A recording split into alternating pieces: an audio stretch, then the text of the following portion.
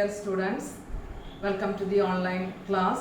നമുക്ക് ഇന്നത്തെ ക്ലാസ്സിൽ ഡിസ്കസ് ചെയ്യാനുള്ളത് ഫിനാൻഷ്യൽ സ്റ്റേറ്റ്മെന്റ് എങ്ങനെയാണ് തയ്യാറാക്കുക എന്നുള്ളതാണ്. അതായത് statement of profit and loss account and balance sheet prepare ചെയ്യാനുള്ള ഒരു ക്വസ്റ്റ്യൻ ആണ് നമുക്ക് ചെയ്യാനുള്ളത്. അപ്പോൾ പ്രീവിയസ് ക്ലാസ്സുകളിൽ നമ്മളിതിൻ്റെ ഫോർമാറ്റിനെ കുറിച്ചും ആ പ്രോബ്ലംസുകൾ സോൾവ് ചെയ്തുകൊണ്ടും അഡ്ജസ്റ്റ്മെന്റ്സുകൾ വരികയാണെന്നുണ്ടെങ്കിൽ ബാലൻസ് ഷീറ്റ് തയ്യാറാക്കുമ്പോഴും അതുപോലെ തന്നെ statement of profit or loss തയ്യാറാക്കുമ്പോഴും എന്തൊക്കെയാണ് അതിൻ്റെ അഡീഷണൽ ആയിട്ടുള്ള ട്രീറ്റ്മെന്റ് എന്നുള്ളതൊക്കെ കഴിഞ്ഞ ക്ലാസ്സുകളിൽ പറഞ്ഞതാണ്. അപ്പോൾ നമുക്ക് ഇന്നത്തെ ക്വസ്റ്റ്യനിൽ ഈ അഡീഷണൽ ഇൻഫർമേഷൻസ് വെച്ചുകൊണ്ട് തന്നെയാണ് ഒരു ഫൈനൽ സ്റ്റേറ്റ്മെന്റ് തയ്യാറാക്കേണ്ടത്. അപ്പോൾ നമുക്ക് ആദ്യം തന്നെ ആ ക്വസ്റ്റ്യനിലേക്ക് പോകാം.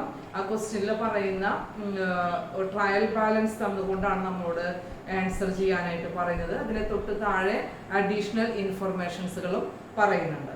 അപ്പോൾ ക്വസ്റ്റ്യൻ പറയുന്നത് ഇല്ലസ്ട്രേഷൻ 7 ആണ്. ഇന്നത്തെ ക്വസ്റ്റ്യൻ ഇല്ലസ്ട്രേഷൻ 7 പേജ് നമ്പർ 240 വരുന്ന ക്വസ്റ്റ്യൻ ആണ്. അപ്പോൾ നോക്കാം ക്വസ്റ്റ്യനിൽ എന്തൊക്കെയാണ് പറയുന്നത് എന്നുള്ളത്. Tyson limited with an authorised capital of 10 lakhs in equity shares of ₹10 each issued 80 shares. അതായത് ക്വസ്റ്റ്യനിൽ നമുക്ക് ആദ്യം തന്നെ കമ്പനിയുടെ ഓതറൈസ്ഡ് ക്യാപിറ്റലും ഇഷ്യൂഡ് ക്യാപിറ്റലിനെ കുറിച്ചുള്ള ഡീറ്റെയിൽസ് ആണ് തന്നിട്ടുള്ളത്. നമുക്കറിയാം ഈ ക്യാപിറ്റൽ എന്ന് പറയുന്ന ഇൻഫർമേഷൻ കിട്ടിക്കഴിഞ്ഞാൽ ബാലൻസ് ഷീറ്റിൽ ഇക്വിറ്റി എന്ന് പറയുന്ന ഒരു ഏരിയയിലാണ് ഇക്വിറ്റീസ് ആൻഡ് ലാബിലിറ്റീസിൽ ഇക്വിറ്റിയിൽ ഉൾപ്പെടുത്തേണ്ട ഒരു ഐറ്റം ആണ് ഈ authorised capital and issued capital എന്നുള്ളത്. ഒരു ക്വസ്റ്റ്യനിൽ നമുക്ക് ഈ നമ്പർ ഓഫ് ഷെയർസിനെ കുറിച്ച് ഡീറ്റെയിൽ ആയിട്ട് തന്നിട്ടുണ്ട് എന്നുണ്ടെങ്കിൽ SOPL നമുക്ക് എന്തും കൂടെ കൺസിഡർ ചെയ്യേണ്ടതായിട്ട് വരും. EPS കാൽക്കുലേഷൻ നടത്തേണ്ടതായിട്ടും വരും. നെക്സ്റ്റ് പറയുന്നത് the following is the trial balance of the company as on 31st March 2017. കമ്പനിയുടെ 2017 വന്നിട്ടുള്ള ട്രയൽ ബാലൻസിന്റെ ഇൻഫർമേഷൻ ആണ് പറയുന്നത്. അതിൽ 2 കോളം ട്രയൽ ബാലൻസ് ആകുമ്പോൾ നമുക്കറിയാം ഡെബിറ്റ് കോളം ക്രെഡിറ്റ് കോളം ഉണ്ട്. അപ്പൊ അതനുസരിച്ച് കൊണ്ടായിരിക്കും നമ്മുടെ SOPL തയ്യാറാക്കുമ്പോഴും SOFP തയ്യാറാക്കുമ്പോഴും അതിനെ പരിഗണിക്കേണ്ടത്. Okay, equity share capital 8 lakhs ആണ്. നമുക്ക് ഇക്വിറ്റി എന്ന് പറയുന്ന ഏരിയയിൽ SOFPയിൽ എടുക്കേണ്ടതാണ്. കോൾസ് ഇൻ അരിയർ നമുക്ക് ഇതുവരെയുള്ള ക്വസ്റ്റ്യനിലൊന്നും ഈ കോൾസ് ഇൻ അരിയർ എന്ന് പറയുന്ന ഭാഗം തന്നിട്ടുണ്ടായിരുന്നില്ല. കോൾസ് ഇൻ അരിയർ എന്ന് പറഞ്ഞു കഴിഞ്ഞാൽ കോള് ചെയ്തപ്പോൾ നമുക്ക് കിട്ടാത്തതാണ്, ഡ്യൂ വന്നിട്ടുള്ള എമൗണ്ട് ആണ്. നമ്മുടെ യഥാർത്ഥ ക്യാപിറ്റലിൽ നിന്ന് ആ ഐറ്റത്തിന് എന്ത് ചെയ്യണം, കോൾസ് ഇൻ അരിയറിനെ ലെസ് ചെയ്യണം. ബാക്കി വരുന്ന ബാലൻസ് എമൗണ്ട് ആയിരിക്കും നമ്മുടെ ഫേമിന്റെ ക്യാപിറ്റൽ എന്ന് പറയുന്നത്. നെക്സ്റ്റ് സെക്യൂരിറ്റി പ്രീമിയം എന്ന് പറയുന്നത് റിസർവ്സ് ആൻഡ് സർപ്ലസ്. ഇക്വിറ്റീസിലെ താഴെ റിസർവ്സ് എന്ന് പറയുന്ന ഒരു ഐറ്റം തരാറുണ്ട്. ആ റിസർവ്സിലാണ് സെക്യൂരിറ്റി പ്രീമിയം ഉൾപ്പെടുത്തേണ്ടത്. 8% ഡിബഞ്ചേഴ്സ് എന്ന് പറഞ്ഞാൽ നമുക്കറിയാം ലോങ് ടേം ആയിട്ട് വരുന്ന ബോറോയിങ്സുകളാണ്. നോൺ കറന്റ് ലാബിലിറ്റീസിൽ ബോറോയിങ് എന്ന് പറയുന്നിടത്താണ് അതിനെ ഉൾപ്പെടുത്തേണ്ടത്. സെയിൽസ് നമുക്കറിയാം അത് റവന്യൂ ഫ്രം ഓപ്പറേഷൻ ആണ്. SOPL ഫസ്റ്റ് ആയിട്ട് വരും. സ്റ്റോക്ക് എന്ന് പറയുന്നത് ഓപ്പണിംഗ് സ്റ്റോക്ക് ആണ്. നമുക്ക് SOPL ചേഞ്ച് ഇൻ ഇൻവെന്ററിയിലാണ് ഈ ഓപ്പണിംഗ് സ്റ്റോക്കും ക്ലോസിംഗ് സ്റ്റോക്കും തമ്മിലുള്ള ഡിഫറൻസ് എഴുതേണ്ടത്. പ്ലാന്റ് ആൻഡ് മെഷീനറി എന്ന് പറയുന്നത് നോൺ കറന്റ് ആയിട്ടുള്ള അസറ്റ് ആണ്. SOFPയിലെ ഫസ്റ്റ് ഐറ്റം ആയിട്ട് പ്ലാന്റ് എക്യുപ്മെന്റ് എന്ന് പറയുന്ന ഒരു ഐറ്റത്തിലായിരിക്കും അത് വരുന്നത്. Plant machinery and equipment. Another one purchases എന്ന് പറയുന്നത് എക്സ്പെൻസസിൽ വരുന്ന ഐറ്റം ആണ് purchase of stock in trade എന്ന് പറയുന്നത്.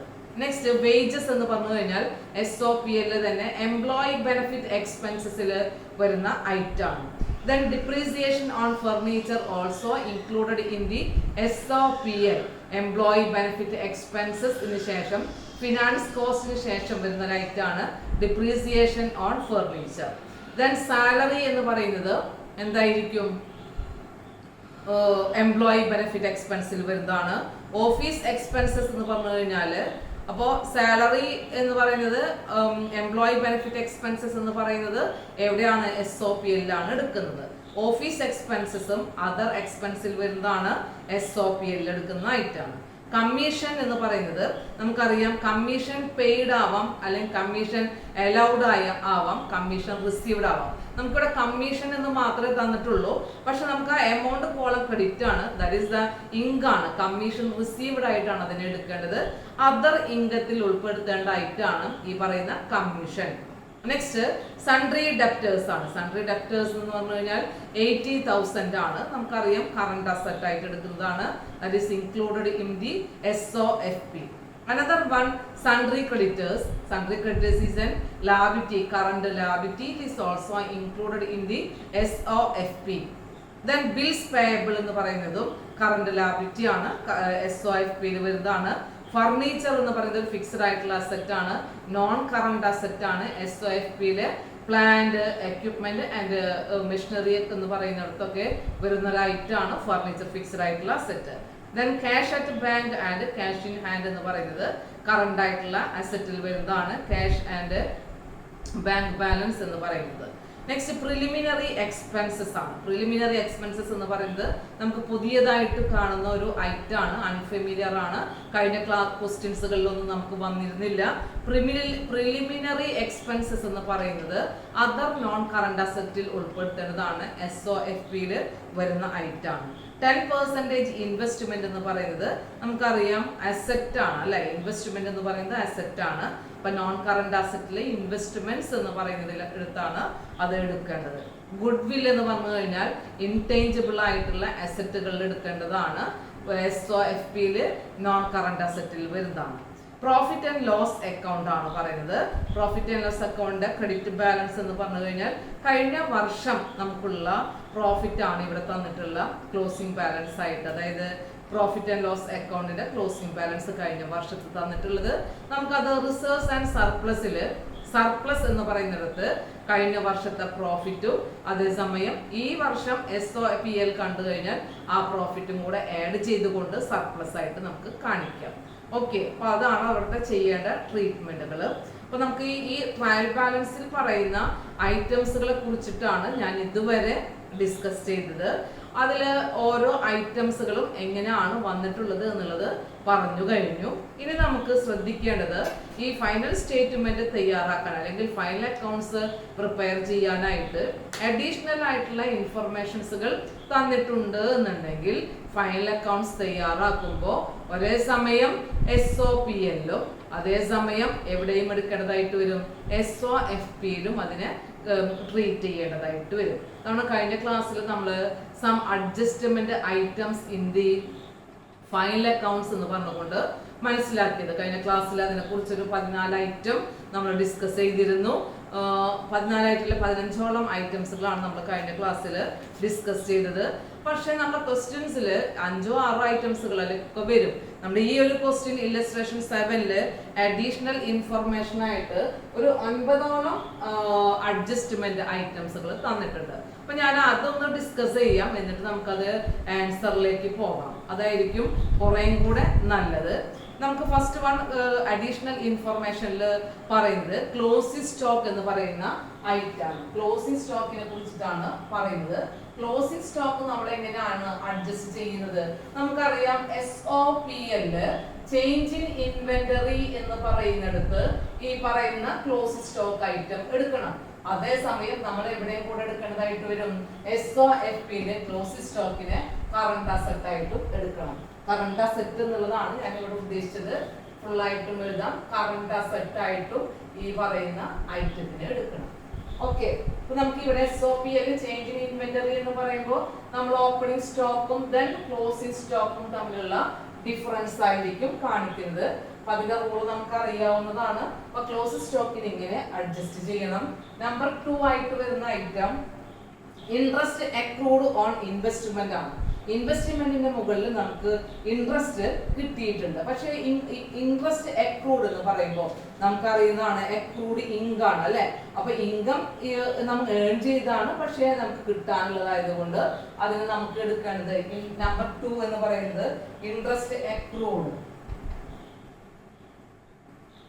ഇൻട്രസ്റ്റ് അക്രൂഡിനെ SOPL നമ്മൾ എന്തായിട്ട് എടുക്കണം, അതർ ഇൻകത്തില് ചേർക്കേണ്ടതാണ്. അതർ ഇൻകത്തിലാണ് അതിനെ ആഡ് ചെയ്തെടുക്കേണ്ടത്. അതേസമയം SOFPയില് നമ്മൾ എന്ത് ചെയ്യണം, അസറ്റ് ആയിട്ടും കൂടെ അതിനെ കൺസിഡർ ചെയ്യണം. അസറ്റ് എന്ന് പറയുമ്പോൾ നമുക്ക് ഇപ്പൊ കിട്ടുന്ന അസറ്റ് ആണ്, കറന്റ് ആയിട്ടുള്ള അസറ്റ് ആയിട്ടാണ് അതിനെ എടുക്കേണ്ടത്. തേർഡ് വൺ എന്ന് പറയുന്നത് ഇൻട്രസ്റ്റ് അക്രൂഡ് കഴിഞ്ഞാൽ അഡ്ജസ്റ്റ്മെന്റ് സാലറി ഔട്ട്സ്റ്റാൻഡിംഗ് ആണ്. 6000 സാലറി ഔട്ട്സ്റ്റാൻഡിംഗ് ഉണ്ട് എന്നുള്ളത് പറയുന്നു. അപ്പൊ നമുക്ക് ഔട്ട്സ്റ്റാൻഡിംഗ് പോലുള്ള ഐറ്റംസുകൾ വരാണെന്നുണ്ടെങ്കിൽ നമുക്ക് അതൊരു ലാബിലിറ്റി ആണ് അല്ലെ. അതേസമയം നമ്മൾ SOPLും അതിനെ അഡ്ജസ്റ്റ് ചെയ്യണം. SOPL നമ്മൾ കാണിക്കേണ്ടത് സാധാരണ സാലറി പോലുള്ള ഐറ്റംസുകളെല്ലാം SOPL എംപ്ലോയി ബെനിഫിറ്റ് എക്സ്പെൻസസ് എന്ന് പറയുന്നിടത്താണ് എഴുതാറ്. അതിനോടുകൂടെ നമ്മൾ എന്ത് ചെയ്യണം, ഈ ഔട്ട്സ്റ്റാൻഡിംഗ് വരുന്ന സാലറിയെ ആഡ് ചെയ്യേണ്ടതായിട്ട് വരും. അതേസമയം SOFPയിൽ അതെങ്ങനെ ആയിരിക്കണം നമ്മൾ ട്രീറ്റ് ചെയ്യേണ്ടതെന്ന് ചോദിച്ചാൽ ലാബിലിറ്റി ആണ്. അപ്പൊ കറണ്ട് ലാബിലിറ്റീസുകളിലാണ് ഈ പറയുന്ന ഐറ്റത്തിനെ ഉൾപ്പെടുത്തേണ്ടത്. ഇതാണ് outstanding salary. Outstanding salary, outstanding wages, outstanding bonus ഒക്കെ എന്ന് പറഞ്ഞു കഴിഞ്ഞാൽ അതൊക്കെ എംപ്ലോയീസിന്റെ ബെനിഫിറ്റ് എക്സ്പെൻസുകളിലാണ് വരുന്നത്. നമുക്ക് അതിനെന്ത് ചെയ്യാം, ആഡ് ചെയ്തതായിട്ട് കാണിക്കാം. കാരണം കൊടുക്കാനുള്ള ഒരു എക്സ്പെൻസ് ആണ്, കൂടാതെ നമ്മൾ കൊടുത്തു തീർക്കേണ്ട ഒരു ലാബിലിറ്റിയും കൂടെയാണ്. So it is included in the current liability. ഇപ്പൊ 3 അഡ്ജസ്റ്റ്മെന്റ് ഇവിടെ മനസ്സിലായിട്ടുണ്ടാകുമെന്ന് വിചാരിക്കുന്നു. നെക്സ്റ്റ് നമുക്ക് ഫോർത്ത് അഡ്ജസ്റ്റ്മെന്റ് പറയുന്നത് 1/10 preliminary expenses to be written off ആണ്. 1/10 പ്രിലിമിനറി എക്സ്പെൻസസ്, അതായത് പ്രിലിമിനറി എക്സ്പെൻസസ് എന്ന് പറയുന്ന ഒരു ഐറ്റം നമ്മൾ എടുക്കുന്നത് എവിടാണെന്ന് പറഞ്ഞു, ട്രയൽ ബാലൻസിൽ ഒരു പ്രിലിമിനറി എക്സ്പെൻസസ് ഉണ്ട് അല്ലെ. ആ പ്രിലിമിനറി എക്സ്പെൻസസ് എന്ന് പറയുന്നത് നമ്മൾ എടുക്കുന്നത് SOFPയില് അതർ നോൺ കറണ്ട് അസറ്റിലാണ് എടുക്കുന്നത്. അതർ നോൺ കറണ്ട് അസറ്റിലാണ് നമ്മൾ ഈ SOFPയിൽ അതിനെടുക്കുന്നത്.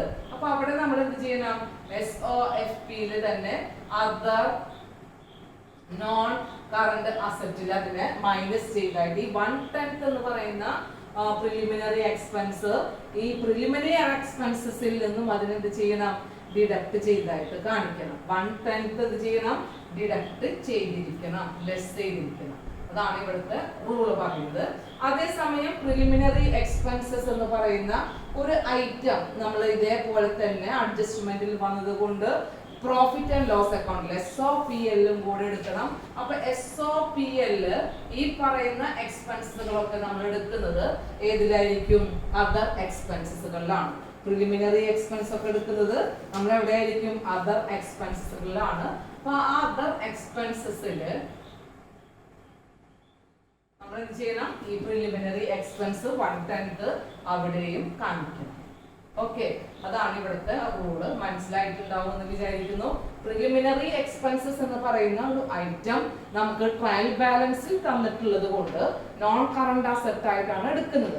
അപ്പൊ ഈ 1/10 പ്രിലിമിനറി എക്സ്പെൻസ് റൈറ്റ് ഓഫ് ചെയ്യണം എന്ന് പറയുന്ന അഡ്ജസ്റ്റ്മെന്റ് എങ്ങനെ ആയിരിക്കണം ചെയ്യുന്നത്, അതായത് ബാലൻസ് ഷീറ്റിൽ നിന്ന് ഈ പ്രിലിമിനറി എക്സ്പെൻസ് ടോട്ടലിൽ നിന്ന് 1/10 മൈനസ് ചെയ്യണം. അതേസമയം SOPL അതർ എക്സ്പെൻസസ് എന്ന് പറയുന്നിടത്താണ് പ്രിലിമിനറി എക്സ്പെൻസസ് എഴുതുന്നത്. അപ്പൊ അവിടെ ഈ 1/10 മാത്രമേ കാണിക്കേണ്ടതുള്ളൂ. ഓക്കെ, ഇതാണ് അതിന്റെ ട്രീറ്റ്മെന്റ്. നെക്സ്റ്റ് ഫിഫ്ത് വൺ പറയുന്നത് ട്രാൻസ്ഫർ 30,000 ടു ജനറൽ റിസർവ്. അഞ്ചാമത്തത് പറയുന്നത് ട്രാൻസ്ഫർ ടു റിസർവ് ആണ്. ട്രാൻസ്ഫർ ടു റിസർവ്, നമുക്ക് ട്രാൻസ്ഫർ ടു റിസർവ് പോലുള്ള ഐറ്റംസുകളൊക്കെ വന്നിട്ടുണ്ട് എന്നുണ്ടെങ്കിൽ നമ്മൾ അതൊക്കെ എടുക്കേണ്ടത് എങ്ങനെയാണ്, ഇക്വിറ്റി ആൻഡ് റിസർവ്സ് എന്ന് പറയുന്ന ഒരു ഐറ്റം SOFPയിൽ ഉണ്ടായിരിക്കും.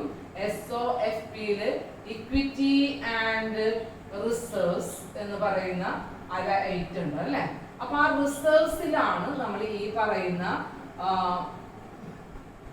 ട്രാൻസ്ഫർ ടു റിസർവ്സുകൾ എടുക്കേണ്ടത്. റിസർവ്സിലാണ് എടുക്കേണ്ടത്. ഓക്കെ, അടുത്ത റിസർവ്സിലേക്ക് ട്രാൻസ്ഫർ ചെയ്യണം. നെക്സ്റ്റ് അടുത്തതെന്ന് പറഞ്ഞു കഴിഞ്ഞാല് ഈ റിസർവ്സുകളിലേക്ക് എപ്പോഴും കീപ്പ് ചെയ്യുമ്പോൾ നമ്മളുള്ള പ്രോഫിറ്റിൽ നിന്നാണ് അതിനെ എന്ത് ചെയ്യുന്നത്, റിസർവിലേക്ക് മാറ്റുന്നത്. റിസർവ് ഒരു കരുതലാണ്. അപ്പൊ നമ്മളുള്ള പ്രോഫിറ്റിൽ നിന്നാണ് മാറ്റുന്നത്. അപ്പൊ നമ്മുടെ സർപ്ലസ് കാണുമ്പോൾ ആ സർപ്ലസിൽ നിന്ന് അതെന്ത് ചെയ്യണം, ലെസ് ചെയ്തായിട്ടും കാണിക്കണം.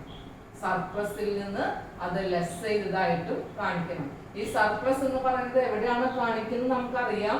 റിസർവ്സ് ആൻഡ് സർപ്ലസ് എന്ന് പറയുന്നത് SOFP തന്നെയാണ് ഈ സർപ്ലസ് കാണിക്കുന്നത്. അതായത് ഇക്വിറ്റി ആൻഡ് റിസർവ്സ് ആണ് എഴുതുക. അപ്പൊ റിസർവിന് താഴെ നമ്മൾ എഴുതാറുണ്ട് ഈ വർഷത്തെ പ്രോഫിറ്റ് ഉണ്ടെന്നുണ്ടെങ്കിൽ, അതേസമയം കഴിഞ്ഞ വർഷത്തെ പ്രോഫിറ്റ് ഉണ്ടെങ്കിൽ അതും കൂടെ കാണിക്കണം. അതിൽ നിന്ന് ഈ പറയുന്ന റിസർവുകളിലേക്ക് മാറ്റിയിട്ടുണ്ടെന്നുണ്ടെങ്കിൽ ആ സർപ്ലസിൽ നിന്ന് ഇത് ചെയ്തിരിക്കണം, റിസർവ് എമൗണ്ട് മൈനസ് ചെയ്തിരിക്കണം. അതാണ് ട്രാൻസ്ഫർ ടു റിസർവ് എന്നതുകൊണ്ട് ഇവിടെ ഉദ്ദേശിക്കുന്നത്. അങ്ങനെയാണ് ഈ അഡ്ജസ്റ്റ്മെന്റ് നമ്മൾ ചെയ്യേണ്ടത്. ഓക്കെ, അടുത്തത് പറയുന്നത് 6th one ആണ്. 6th one പറയുന്നത് directors recommend a dividend of 10% on paid up capital. paid up capitalന്റെ മുകളിൽ ഡിവിഡൻഡ് എന്ത് ചെയ്തിട്ടുണ്ട്, റെക്കമെൻഡ് ചെയ്തിട്ടുണ്ട്. അതായത് ഡിവിഡൻഡ് നൽകാനായിട്ട് ഉദ്ദേശിച്ചിട്ടുണ്ട് എന്നുള്ളതാണ് പറയുന്നത്. പ്രൊപ്പോസ്ഡ് ഡിവിഡൻഡ് ആണ് പറയുന്നത് 10%. അപ്പൊ 10% ഡിവിഡൻഡ് നൽകാനായിട്ട് ഉദ്ദേശിച്ചിട്ടുണ്ടെങ്കിൽ ഡിവിഡൻഡ് നമ്മൾ എവിടെ നിന്നായിരിക്കും കൊടുക്കുക? സർപ്ലസിൽ നിന്നാണ്, പ്രോഫിറ്റിൽ നിന്നാണ്. അപ്പൊ സർപ്ലസ് കാണിക്കുന്നത് എവിടെയാണ്? നമ്മുടെ ബാലൻസ് ഷീറ്റിലെ SOFP എന്ന് പറയുന്നതില് നമ്മൾ സർപ്ലസ്, അതായത് ഈ പറയുന്ന ഇക്വിറ്റി ആൻഡ് റിസർവ്സിന് താഴെ സർപ്ലസ് ഉണ്ടായിരിക്കും. ആ സർപ്ലസിൽ നിന്ന് വീണ്ടും എന്ത് ചെയ്തിരിക്കണം? ഈ പറയുന്ന പ്രൊപ്പോസ്ഡ് ഡിവിഡൻഡ് മൈനസ് ചെയ്തിരിക്കണം. സർപ്ലസിൽ നിന്ന് ഈ പറയുന്ന amount dividend, proposed dividend minus ചെയ്തതായിട്ട് കാണിക്കണം. ഓക്കെ, അതേസമയം തന്നെ നമുക്ക് ഇത് നൽകേണ്ടതായിട്ടുള്ള ഒരു ലാബിലിറ്റിയും കൂടാണ്. ഡിവിഡൻഡ് എല്ലാ ഷെയർ ഹോൾഡേഴ്സിനും നമ്മൾ നൽകേണ്ടതാണ്, ഒരു ഒബ്ലിഗേഷൻ ആണ്, ഒരു പ്രൊവിഷൻ ആയിട്ടാണ് നമ്മൾ എന്ത് ചെയ്യുന്നത്? മാറ്റിവെക്കുന്നത്. അതുകൊണ്ട് SOFPയിൽ തന്നെ എന്ത് ചെയ്യാറുണ്ട്? കറണ്ട് ആയിട്ട് വരുന്ന ലാബിലിറ്റിയില്, കറണ്ട് ലാബിലിറ്റിയില് നമ്മൾ ഷോർട്ട് ടേം പ്രൊവിഷൻ ആയിട്ടാണ് ഈ പറയുന്ന പ്രൊവിഷൻ, പ്രൊപ്പോസ്ഡ് ഡിവിഡൻഡിനെ കാണിക്കുന്നത്. ഷോർട്ട് ടേം പ്രൊവിഷൻ, ഇതാണ് ഇവിടുത്തെ രണ്ട് ട്രീറ്റ്മെന്റ്. രണ്ടും SOFPയിൽ തന്നെയാണ് കാണിക്കുന്നത്. സർപ്ലസിൽ നിന്ന് മൈനസ് ചെയ്യണം, അതേസമയം നമ്മൾ ഇത് കൊടുക്കാനുള്ള ഒരു ഒബ്ലിഗേഷൻ ആയതുകൊണ്ട് കറണ്ട് ലാബിലിറ്റി ആയിട്ടാണ് എടുക്കേണ്ടത്. കറണ്ട് ലാബിലിറ്റിയിൽ തന്നെ എങ്ങനെയാണ്? അതായത് പ്രൊവിഷൻസ് എന്ന് പറയുന്ന ഒരു ഭാഗമുണ്ട് അല്ലെ. അതായത് നമുക്കറിയാം കറണ്ട് ലാബിലിറ്റി എന്ന് പറഞ്ഞു കഴിഞ്ഞാൽ ഒന്ന് ഫിനാൻഷ്യൽ ലാബിലിറ്റി ആണ്, രണ്ടാമത്തത് എന്ന് പറഞ്ഞു കഴിഞ്ഞാൽ പ്രൊവിഷൻസ് എന്നാണ് എഴുതാറ് അല്ലെ. അതിൽ തന്നെ പിന്നെ പറയുന്നത് നമ്മൾ അതർ കറണ്ട് ലാബിലിറ്റീസ് ആണ് കൊടുക്കാറ്. ഈ പ്രൊവിഷൻസ് എന്ന് പറയുന്നിടത്ത് ഷോർട്ട് ടേം പ്രൊവിഷൻസുകളാണ് കറണ്ട് ലാബിലിറ്റിയിൽ വരുന്ന പ്രൊവിഷൻസ് എന്നതുകൊണ്ട് ഉദ്ദേശിക്കുന്നത്. ഇത് തന്നെ നമുക്ക് എവിടെയും വരാറുണ്ട്, നോൺ കറണ്ട് ലാബിലിറ്റിയിലും വരാറുണ്ട്. Financial liability, provisions, other non current liability എന്ന് പറഞ്ഞുകൊണ്ട് അവിടെ ലോങ് ടേം പ്രൊവിഷൻസുകളൊക്കെയാണ് നമ്മൾ ചെയ്യാറ്. അതായത് ഇപ്പോൾ ഡിബെഞ്ചർ ഹോൾഡേഴ്സിന് കൊടുക്കാനുള്ള ഇൻട്രസ്റ്റുകളൊക്കെ വരികയാണെങ്കിൽ അതൊക്കെ പ്രൊവിഷൻസുകളായിട്ടാണ് അവിടെ ലോങ് ടേം ആയിട്ടുള്ള പ്രൊവിഷൻസുകളായിട്ടാണ് ചെയ്യുന്നത്. പക്ഷെ ഇവിടെ ഷോർട്ട് ടേം പ്രൊവിഷൻസിലാണ് പ്രൊപ്പോസ്ഡ് ഡിവിഡൻഡിനെ എന്ത് ചെയ്യേണ്ടത്? ഉൾപ്പെടുത്തേണ്ടത്. അതാണ് ഇവിടെ മനസ്സിലാക്കേണ്ടുന്ന ഒരു പോയിന്റ്. അനദർ വൺ പറയുന്നത് 7th പോയിന്റ് ആണ്. 7th പോയിന്റില് പ്രൊവൈഡ് ഫോർ ടാക്സേഷൻ ആണ്. പ്രൊവിഷൻ ഫോർ ടാക്സേഷൻ എന്നാണ് ഉദ്ദേശിക്കുന്നത്. ടാക്സേഷൻ നമുക്കറിയാം, നമ്മൾ ടാക്സ് കൊടുക്കേണ്ടത് എങ്ങനെയാണ്? SOPL ടാക്സ് എക്സ്പെൻസ് ആയിട്ടാണ് കാണിക്കേണ്ടത് അല്ലെ. ടാക്സ് എക്സ്പെൻസസ് എന്ന് പറഞ്ഞു കഴിഞ്ഞാൽ നമ്മൾ പ്രോഫിറ്റിൽ നിന്നും എന്ത് ചെയ്യണം? ലെസ് ചെയ്യും. പ്രോഫിറ്റിൽ നിന്നും ലെസ് ചെയ്യാണ് ചെയ്യുക. അതേസമയം നമ്മൾ കൊടുക്കേണ്ടുന്ന ഒരു ഒബ്ലിഗേഷൻ ആണ്. അപ്പൊ SOFPയില് ടാക്സേഷനൊക്കെ നമ്മൾ അതാത് വർഷം പ്രോഫിറ്റിൽ നിന്ന് കൊടുക്കേണ്ട ഒരു ലാബിലിറ്റി ആയതുകൊണ്ട് കറണ്ട് ലാബിലിറ്റി ആയിട്ട് തന്നെയാണ് എടുക്കേണ്ടത്. ആ കറണ്ട് ലാബിലിറ്റിയിൽ തന്നെ നമുക്കത് എന്തായിട്ട് എടുക്കാം? ഷോർട്ട് ടേം പ്രൊവിഷൻസ് ആയിട്ട് തന്നെയാണ് എടുക്കേണ്ടത്. കാരണം ഷോർട്ട് ടേം പ്രൊവിഷൻ എന്ന് പറഞ്ഞു കഴിഞ്ഞാൽ നമുക്കറിയാം എന്തായിട്ട് എടുക്കുന്നതാണ്? ഇമ്മീഡിയറ്റ് ആയിട്ട് നൽകേണ്ടതായിട്ടുള്ള പ്രൊവിഷൻസുകളൊക്കെയാണ് നമ്മൾ എവിടെ എടുക്കേണ്ടത്? ഷോർട്ട് ടേം പ്രൊവിഷൻസ് അല്ലെങ്കിൽ കറണ്ട് ലാബിലിറ്റിയിൽ ഉൾപ്പെടുത്തുന്നത്. അതുകൊണ്ട് അതിനെയും ഷോർട്ട് ടേം പ്രൊവിഷൻ എന്ന് പറഞ്ഞുകൊണ്ടാണ് നമ്മൾ കാണിക്കുന്നത്. അല്ലെങ്കിൽ പ്രൊവിഷൻസിലാണ് ഈ പറയുന്ന കറണ്ട് ലാബിലിറ്റിയിലുള്ള പ്രൊവിഷൻ ഫോർ ടാക്സേഷൻ ഉൾപ്പെടുത്തേണ്ടത്. ക്ലിയർ ആയിട്ടുണ്ടാവും വിചാരിക്കുന്നു. SOPL ടാക്സ് എക്സ്പെൻസ് പ്രോഫിറ്റിൽ നിന്നും ലെസ് ചെയ്തതായിട്ട് കാണിക്കണം. SOFP നമ്മൾ കൊടുക്കേണ്ടുന്ന ഒരു ലാബിലിറ്റി ആയതുകൊണ്ട് കറണ്ട് ലാബിലിറ്റി ആയിട്ട് എടുക്കണം. അത് പ്രൊവിഷൻ ആയിട്ടാണ് കാണിക്കേണ്ടത്. That is the short term provision.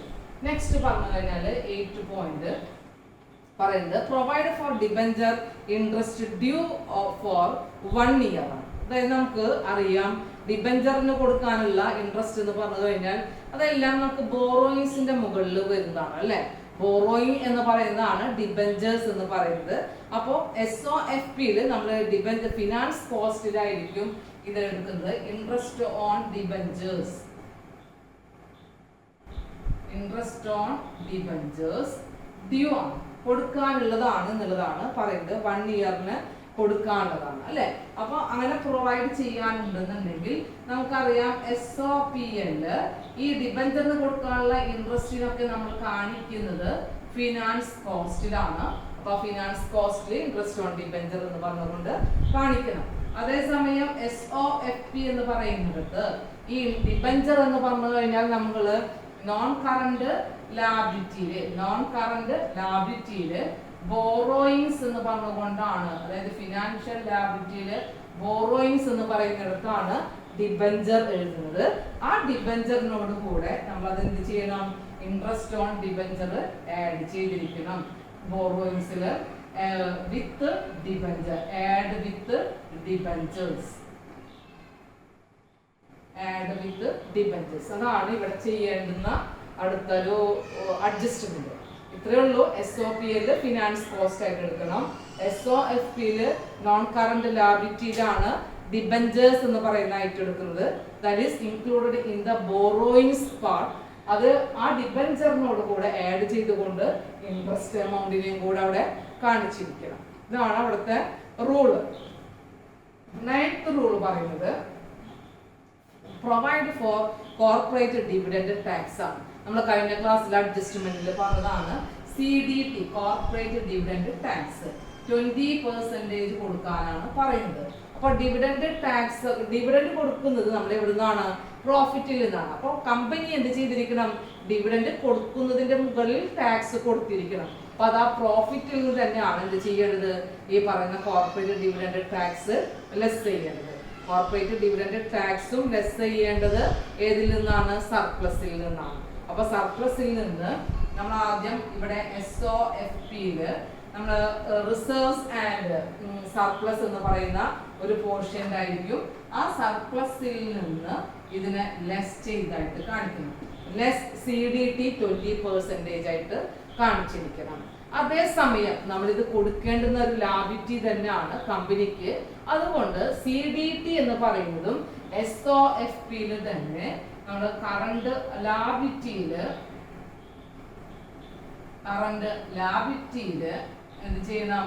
Short term പ്രൊവിഷൻസുകളായിട്ട് അതിനെ ഉൾപ്പെടുത്തുകയും ചെയ്യണം.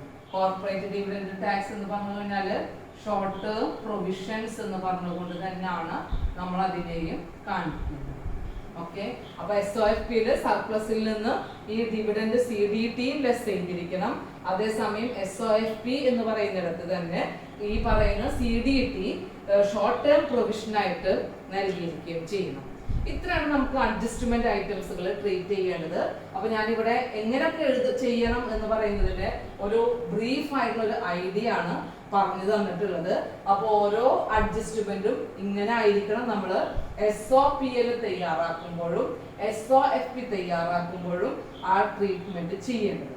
പിന്നെ നമുക്ക് ഫോർമാറ്റ് അറിയാം. ഫോർമാറ്റ് അനുസരിച്ചുകൊണ്ട് എന്ത് ചെയ്യണം? ഈ പറയുന്ന SOPLും SOFPയും തയ്യാറാക്കണം. അപ്പൊ ഇനി നമുക്ക് പ്രോബ്ലം എങ്ങനെയാണ് സോൾവ് ചെയ്യാൻ നോക്കാം. നമുക്ക് മെയിൻ ആയിട്ടും ഈ അഡ്ജസ്റ്റ്മെന്റുകളാണ് പഠിച്ചിരിക്കേണ്ടത്. അഡ്ജസ്റ്റ്മെന്റിനെ കുറിച്ചുള്ളൊരു ബ്രീഫ് ഐഡിയ എല്ലാവർക്കും മനസ്സിലായിട്ടുണ്ടാവുമെന്ന് വിചാരിക്കുന്നു. ഓക്കെ, നമുക്ക് എങ്ങനെയാണ് ഈ പ്രോബ്ലം സോൾവ് ചെയ്യുന്നതെന്ന് നോക്കാം. നമുക്ക് ആ ക്വസ്റ്റ്യനിൽ പറയുന്നത് ടൈസൺ ലിമിറ്റഡ് ആണ്. അപ്പൊ നെയിം ഓഫ് ദ കമ്പനി നൽകണം. ദെൻ അതിന്റെ ഇയർ ഡേറ്റ് ആണ് നൽകേണ്ടത്. Statement of profit and loss account for the year and 31st March 2017. Then particulars column, note number, figures.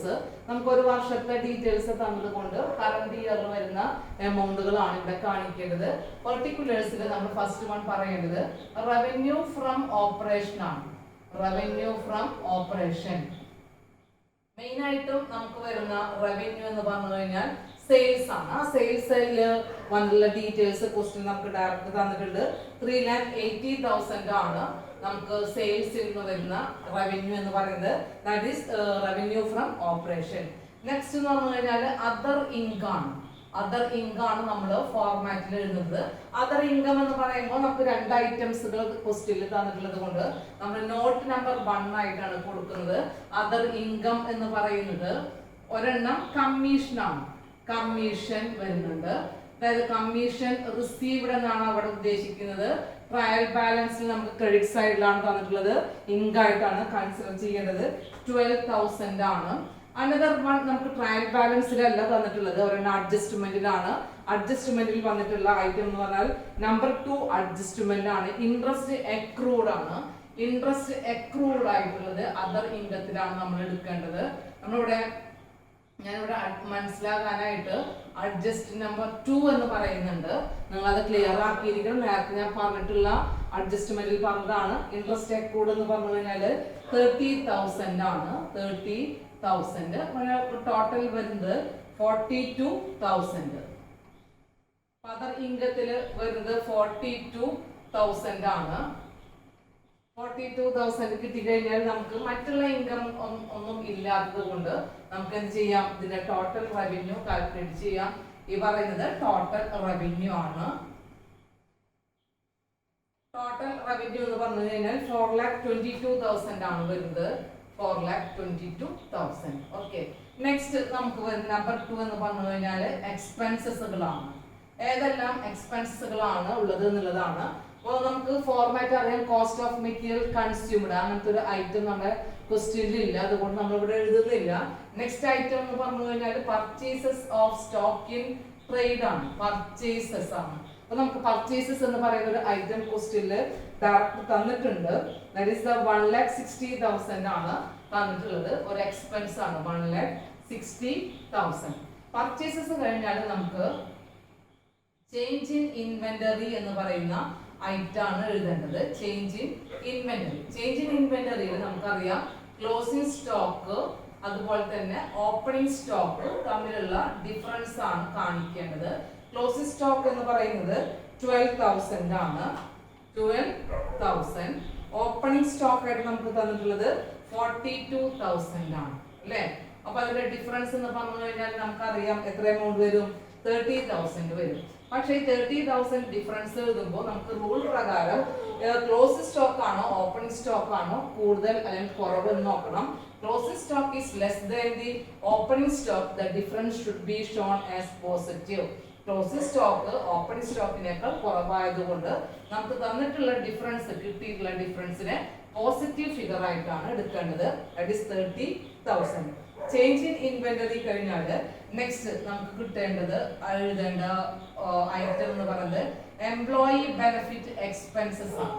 Employee benefit expenses നമുക്ക് ഐറ്റംസ് ഉള്ളതാണ് അല്ലേ.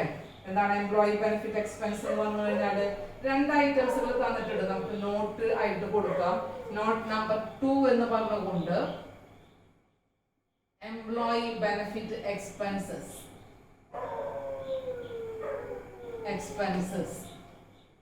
Employee benefit എക്സ്പെൻസിൽ first one പറയുന്നത് ഒന്ന് സാലറി ആണ് അല്ലെ. അപ്പൊ സാലറി എമൗണ്ട് എഴുതി. സാലറി എന്ന് പറയുന്നിടത്ത് തന്നെ നമുക്കൊരു അഡ്ജസ്റ്റ്മെന്റ് തന്നിട്ടുണ്ട്. ഔട്ട്സ്റ്റാൻഡിങ് സാലറി എന്ന് പറയുന്ന ഐറ്റം ഉണ്ട് എന്ന് പറഞ്ഞിട്ട് നമുക്കൊരു അഡ്ജസ്റ്റ്മെന്റ് പറയുന്നുണ്ട്. അഡ്ജസ്റ്റ് നമ്പർ 3 ആണ്.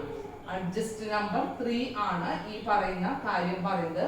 ഔട്ട്സ്റ്റാൻഡിങ് എമൗണ്ട് നമ്മൾ ആഡ് ചെയ്യണം. അപ്പൊ സാലറി നമുക്ക് ക്വസ്റ്റ്യൻ തന്നിട്ടുള്ളത് ഉണ്ടായിരുന്നത് 18,000 ആണ്. ദെൻ ഔട്ട്സ്റ്റാൻഡിങ് സാലറി എന്ന് പറയുന്നത് 6,000 ആണ്. ടോട്ടല് 24,000. കൂടാതെ നമുക്ക് മറ്റൊരു ഐറ്റം കൂടെ തന്നിട്ടുണ്ട്, വേജസ് എന്ന് പറയുന്നത്. വേജസ് എമൗണ്ട് വരുന്നത് 8,000 ആണ്. അപ്പൊ ടോട്ടൽ 32,000 ആണ് നമ്മുടെ എംപ്ലോയി ബെനിഫിറ്റ് എക്സ്പെൻസസ് ഇതിൽ പറയുന്നിടത്ത് വരുന്നത്. Employee benefit expenses. അടുത്തത് ഫിനാൻസ് കോസ്റ്റ് ആണ്. ഫിനാൻസ് കോസ്റ്റ് എന്ന് പറയുന്നത് നമുക്ക് ഡയറക്റ്റ് ആയിട്ട് ട്രയൽ ബാലൻസിലൊന്നും തരുന്നില്ല. അതേസമയം ഫിനാൻസ് കോസ്റ്റ് എന്ന് പറയുന്നത് ഇൻട്രസ്റ്റ് ഓൺ ഡിബഞ്ചർ ഡ്യൂ എന്ന് പറഞ്ഞുകൊണ്ട് ഒരു അഡ്ജസ്റ്റ്മെന്റ് ആണ് പറയുന്നത്. അപ്പൊ വേണമെങ്കിൽ ഇവിടെ നോട്ട് നമ്പർ 3 എന്ന് പറഞ്ഞുകൊണ്ട് കാണിക്കാം. നോട്ട് നമ്പർ 3 ഫിനാൻസ് കോസ്റ്റ് ആണ് പറയുന്നത്. ഫിനാൻസ് കോസ്റ്റിനെ പറയുന്നത് ഇൻട്രസ്റ്റ് ഓൺ ഡിബഞ്ചർ ആണ്. ഇൻട്രസ്റ്റ് ഓൺ ഡിബഞ്ചർ നമുക്ക് ട്രയൽ ബാലൻസിലൊന്നും പറയുന്ന ഐറ്റല്ല. ഇത് അഡ്ജസ്റ്റ്മെന്റ് നമ്പർ എത്രയാണ്? ഇൻട്രസ്റ്റ് ഓൺ ഡിബഞ്ചർ എന്ന് പറഞ്ഞു കഴിഞ്ഞാൽ 8 ആണ്. അഡ്ജസ്റ്റ്മെന്റ് 8 പറയുന്നത്. അതായത് ഡിബഞ്ചറിന്റെ വാല്യൂ എന്ന് പറയുന്നത് ട്രയൽ ബാലൻസിൽ നോക്കിക്കഴിഞ്ഞാൽ നമുക്കറിയാം ഡിബഞ്ചർ വാല്യൂ പറയുന്നത് 3 lakhs rupees ആണ്. 3 lakhs. അപ്പൊ നമുക്ക് ഒരു വർഷത്തിൽ കൊടുക്കേണ്ടത് 8% ആണ് ഡിബഞ്ചറിന്റെ ഇൻട്രസ്റ്റ്. അപ്പൊ 3 lakhന്റെ 8% എന്ന് പറഞ്ഞു കഴിഞ്ഞാൽ 24,000 ആണ് ഇൻട്രസ്റ്റ് എമൗണ്ട് ആയിട്ട് കാണിക്കേണ്ടത്. അപ്പൊ ഫിനാൻസ് കോസ്റ്റില് ഈ 3 lakh rupees അല്ല എടുക്കേണ്ടത്. ഇൻട്രസ്റ്റ് ഓൺ ഡിബഞ്ചർ എന്ന് പറഞ്ഞുകൊണ്ട് 24,000 ആണ് എടുക്കേണ്ടത്. 24,000 എന്ന് പറഞ്ഞാൽ 8% ഡിബഞ്ചർ വെച്ചുകൊണ്ടാണ് എടുക്കേണ്ടത്. അതുകൊണ്ട് ഫിനാൻസ് കോസ്റ്റ് എന്ന് പറഞ്ഞുകൊണ്ട് ഇവിടെ നോട്ട് നമ്പർ 3 24,000 ആയിട്ട് കാണിക്കുന്നുണ്ട്. അപ്പൊ അത് അഡ്ജസ്റ്റ്മെന്റ് 8 ആണ്. ഇതിനെ കുറിച്ച് പറയുന്ന ഡീറ്റെയിൽസ് അത് നിങ്ങളൊന്ന് നോട്ട് ചെയ്ത് വെക്കുക. അടുത്തത് ഫിനാൻസ് കോസ്റ്റ് കഴിഞ്ഞാൽ അനദർ വൺ പറയുന്നത് ഡിപ്രീസിയേഷൻ ആണ്. അപ്പൊ നമുക്ക് ഡിപ്രീസിയേഷൻ എന്ന് പറഞ്ഞുകൊണ്ട് തന്നെ ഒരു ഐറ്റം തന്നിട്ടുണ്ട്. ഡിപ്രീസിയേഷൻ ഓൺ ഫർണിച്ചർ ആണ് തന്നിട്ടുള്ളത്. ആ ഫർണിച്ചറിന്റെ മുകളിൽ കൊടുക്കുന്ന ഡിപ്രീസിയേഷൻ എന്ന് പറഞ്ഞു കഴിഞ്ഞാൽ 2,000 ആണ്. 2,000. നെക്സ്റ്റ് വേറെ ഒരു എക്സ്പെൻസ് മറ്റു ഇതൊന്നും കാണുന്നില്ല. പക്ഷെ അതർ എക്സ്പെൻസസുകളായിട്ട് തന്നിട്ടുണ്ട്. അതർ എക്സ്പെൻസസ് എന്ന് പറഞ്ഞു കഴിഞ്ഞാൽ ഒരു 2 ഐറ്റം പറയുന്നുണ്ട്. അപ്പൊ നോട്ട് നമ്പർ 4 ആയിട്ടാണ് ഇതിന് ഞാൻ കാണിക്കുന്നത്. നോട്ട് നമ്പർ 4 അതർ എക്സ്പെൻസസുകളിൽ ഫസ്റ്റ് വൺ പറയുന്നത് ഓഫീസ് എക്സ്പെൻസ് ആണ്. ഓഫീസ് എക്സ്പെൻസ് ആയിട്ട് തന്നിട്ടുള്ളത് 6,000 ആണ്. മറ്റൊരെണ്ണം പറയുന്നത് പ്രിലിമിനറി എക്സ്പെൻസസ് റൈറ്റ് ഓഫ് ആണ്. അപ്പൊ പ്രിലിമിനറി എക്സ്പെൻസസ് എന്ന് പറയുന്ന എക്സ്പെൻസസിനെ നമ്മൾ ഡയറക്റ്റ് അതർ എക്സ്പെൻസിൽ എടുക്കാനായിട്ട് പാടില്ല. അത് നോൺ കറണ്ട് അസറ്റ് ആയിട്ടാണ് എടുക്കുന്നത്. പക്ഷെ റൈറ്റ് ഓഫ് ചെയ്യേണ്ടുന്ന എമൗണ്ടിനെ അതർ എക്സ്പെൻസസുകളിലായിട്ടാണ് കാണിക്കുന്നത്. Preliminary expenses write off. Preliminary expenses എന്ന് പറഞ്ഞു കഴിഞ്ഞാൽ നമുക്ക് ഞാനിവിടെ അഡ്ജസ്റ്റ്മെന്റ് ഏത് അഡ്ജസ്റ്റ്മെന്റ് ആണ് ഇവിടെ പറയുന്നുണ്ട്. അഡ്ജസ്റ്റ്മെന്റ് നമ്പർ 4 ആണ് ഇതിനെ കുറിച്ച് പറയുന്നത്. അഡ്ജസ്റ്റ് നമ്പർ 4 ആണ് പ്രിലിമിനറി എക്സ്പെൻസസിന്റെ പറയുന്നത്. 1/10 ആണ് നമുക്ക് എന്ത് ചെയ്യേണ്ടത്? റൈറ്റ് ഓഫ് ചെയ്യേണ്ടത്. അപ്പോ 56,000 ആണ് ടോട്ടൽ വരുന്ന പ്രിലിമിനറി എക്സ്പെൻസ്. അതിന്റെ 1/10 എന്ന് പറഞ്ഞു കഴിഞ്ഞാൽ 5,600 ആയിരിക്കും റൈറ്റ് ഓഫ് ചെയ്യുന്നത്. 1/10 എന്ന് പറയുമ്പോൾ 56,000ന്റെ 1/10 ടോട്ടൽ 11,600 ആണ് ഇതിന്റെ അതർ എക്സ്പെൻസ് ഇനത്തിൽ നമ്മൾ ഇവിടെ എടുക്കേണ്ടത്. അപ്പോൾ അതർ എക്സ്പെൻസസ് നോട്ട് നമ്പർ 4 11,600 കാണിക്കുന്നു. ഓക്കെ, ഇത് ഇത്രയാണ് നമുക്ക് എക്സ്പെൻസസിൽ വരുന്നത്. ഇതിന്റെ ടോട്ടൽ കാണുമ്പോൾ നമുക്ക് മനസ്സിലാവും. ടോട്ടൽ എക്സ്പെൻസസ് എന്ന് പറഞ്ഞു കഴിഞ്ഞാൽ total revenue 1, total expenses 2. Total expense വരുന്നത് 2,59,600 ആണ്. 2,59,600 ആണ്. ഓക്കെ, അപ്പൊ ടോട്ടൽ എക്സ്പെൻസും ടോട്ടൽ റവന്യൂ നമുക്ക് കിട്ടിക്കഴിഞ്ഞാൽ നമുക്ക് മൂന്നാമത്തേതായിട്ട് നമുക്ക് എന്ത് എഴുതാം? പ്രോഫിറ്റ് ഫോർ ദി ഇയർ ആണ് അല്ലെ.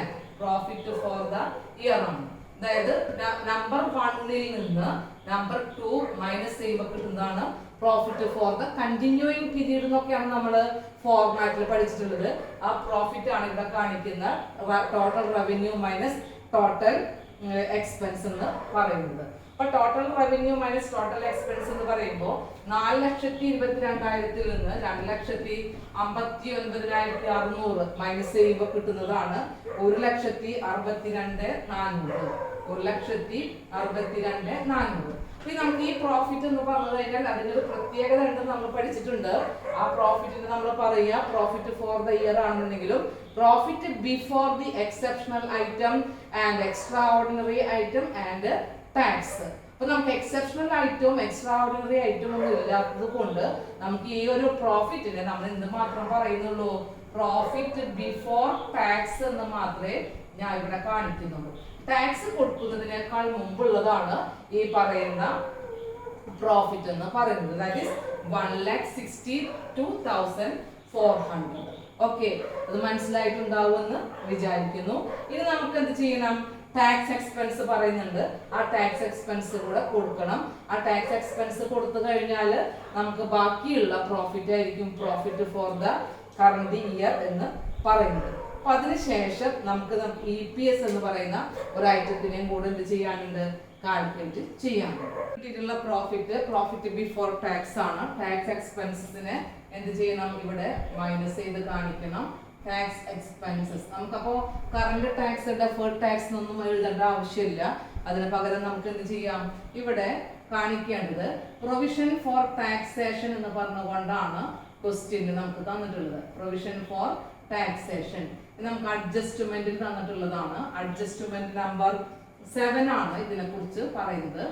നിങ്ങൾക്ക് മനസ്സിലാകാൻ മാത്രമാണ് ഞാൻ ഇവിടെ ഈ പറയുന്ന അഡ്ജസ്റ്റ്മെന്റ് ഒക്കെ എഴുതുന്നത്. ഫോർമാറ്റിൽ ഇങ്ങനെ ഒന്നും എഴുതാനായിട്ട് പാടില്ല. പക്ഷെ നിങ്ങൾക്ക് ഓരോ ഐറ്റം എങ്ങനെയാണ് ഇവിടെ വന്നത് എന്നുള്ളത് മനസ്സിലാകാനാണ് ഇവിടെ ഞാൻ കാണിച്ചിട്ടുള്ളത്. അപ്പൊ പ്രൊവിഷൻ ഫോർ ടാക്സേഷൻ ഡയറക്റ്റ് നമുക്ക് ക്വസ്റ്റ്യനിൽ തന്നിട്ടുണ്ട്. 35,000 ആണ്. 35,000 ആണ്. അപ്പൊ നമുക്ക് ഇവിടെ ഈ പറയുന്ന 1,62,400 നിന്ന് ഈ പറയുന്ന provision for taxation tax expense minus ചെയ്യുമ്പോൾ നമുക്ക് കിട്ടുന്ന എമൗണ്ട് ആണ് 1,27,400 എന്ന് പറയുന്നത്. 400 ഈ പ്രൊവിഷൻ എന്ന് പറഞ്ഞു കഴിഞ്ഞാല് എന്താണ്, ഈ വർഷത്തെ പ്രോഫിറ്റ് ആണ്. ടാക്സ് കൊടുത്തതിന് ശേഷമുള്ള ഒറിജിനൽ പ്രോഫിറ്റ് ആണ്. പ്രോഫിറ്റ് ആഫ്റ്റർ ടാക്സ് ആണ്.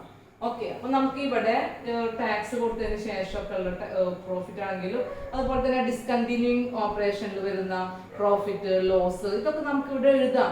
പക്ഷെ നമുക്ക് ക്വസ്റ്റ്യൻ അങ്ങനെയുള്ള ഇൻഫർമേഷൻ ഒന്നും ഇല്ലാത്തത് കൊണ്ട് നമ്മൾ ആ ഡീറ്റെയിൽസിലേക്ക് ഈ ക്വസ്റ്റ്യനിലൊന്നും പോകണ്ട.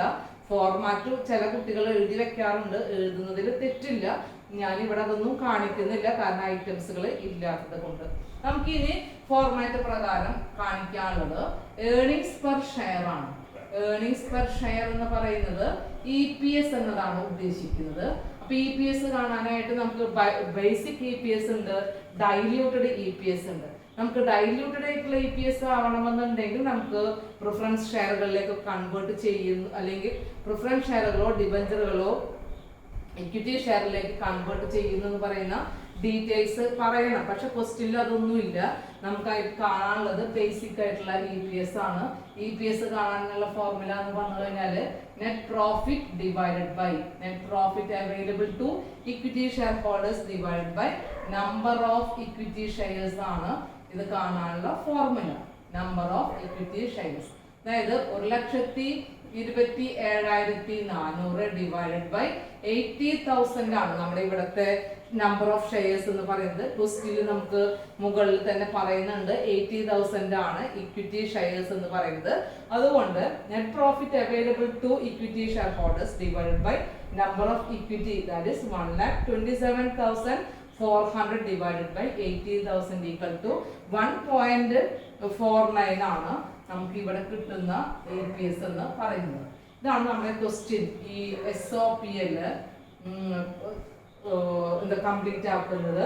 അതായത് പ്രോഫിറ്റിൽ ഈ പറയുന്ന SOPL ടാക്സ് എക്സ്പെൻസും അതുപോലെ തന്നെ EPS ഇങ്ങനെയുള്ള ഡീറ്റെയിൽസുകൾ മാത്രമേ കാണാനുള്ളൂ. അപ്പൊ ഇതനുസരിച്ച് കൊണ്ട് റവന്യൂ ഫ്രം ഓപ്പറേഷനും അതർ ഇൻകം കിട്ടി, എക്സ്പെൻസുകളൊക്കെ നമ്മൾ എഴുതി. റവന്യൂ എക്സ്പെൻസ് നമ്മുടെ ഡിഫറൻസ് എന്ന് പറഞ്ഞു കഴിഞ്ഞാൽ പ്രോഫിറ്റ് ആണ്, ബിഫോർ ടാക്സ് ആയിട്ട് കാണേണ്ട പ്രോഫിറ്റ് ആണ്. ടാക്സ് എക്സ്പെൻസിനെ നമ്മളിവിടെ പറയുന്നുണ്ട്, അത് അഡ്ജസ്റ്റ്മെന്റിൽ പറയുന്ന ടാക്സ് എക്സ്പെൻസ് ആണ്. അതുകൊണ്ട് അത് മൈനസ് ചെയ്ത് കഴിഞ്ഞാൽ പ്രോഫിറ്റ് ആഫ്റ്റർ ടാക്സ് കിട്ടി.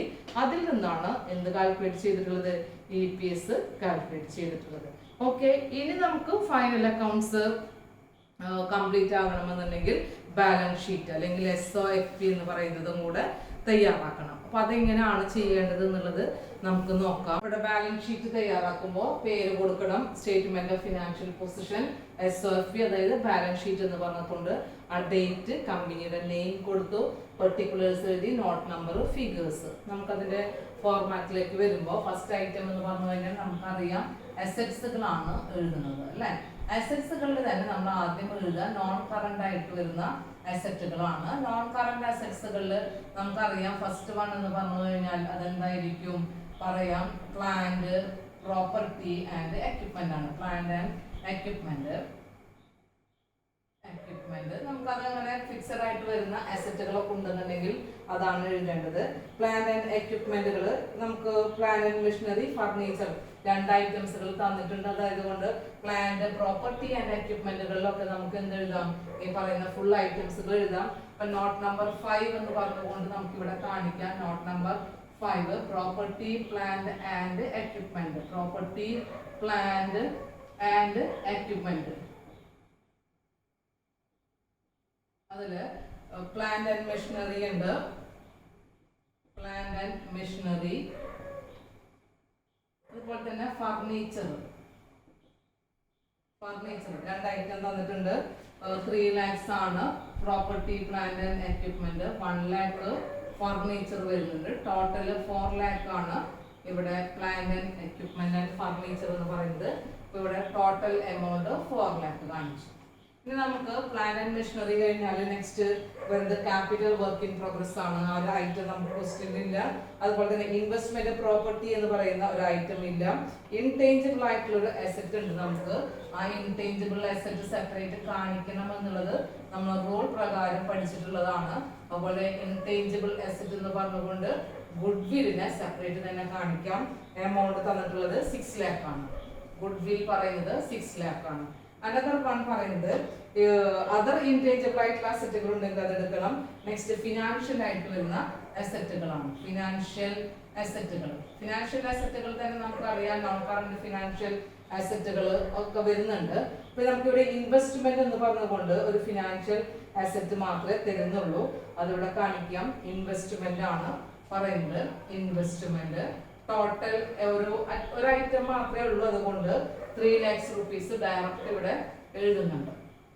ഓക്കെ, ഫിനാൻഷ്യൽ ആയിട്ടുള്ള അസറ്റ് കഴിഞ്ഞാൽ നെക്സ്റ്റ് എന്ന് പറഞ്ഞു കഴിഞ്ഞാൽ ബയോളജിക്കൽ അസറ്റുകൾ ഉണ്ടെങ്കിൽ അത് എഴുതാം. ഡെഫേർഡ് ടാക്സ് അസറ്റുകൾ ഉണ്ടെങ്കിൽ അത് എഴുതാം. അത് രണ്ടും നമ്മുടെ ക്വസ്റ്റ്യനിൽ ഇല്ല. അതുകൊണ്ട് നമുക്ക് വീണ്ടും അതർ നോൺ കറണ്ട് ആയിട്ട് വരുന്ന അസറ്റുകൾ ഉണ്ട് എന്നുണ്ടെങ്കിൽ അതാണ് ഇവിടെ കാണിക്കേണ്ടത്. Other non current asset. നമുക്ക് അതർ നോൺ കറണ്ട് അസറ്റ് എന്ന് പറഞ്ഞുകൊണ്ട് ഒരൈറ്റം മാത്രമേ നമുക്കുള്ളൂ. അതോടെ ഞാൻ പറയാം. അതർ നോൺ കറണ്ട് അസറ്റില് നമുക്ക് നോട്ട് നമ്പർ 6 എന്ന് പറഞ്ഞുകൊണ്ട് ഇവിടെ കാണിക്കാം.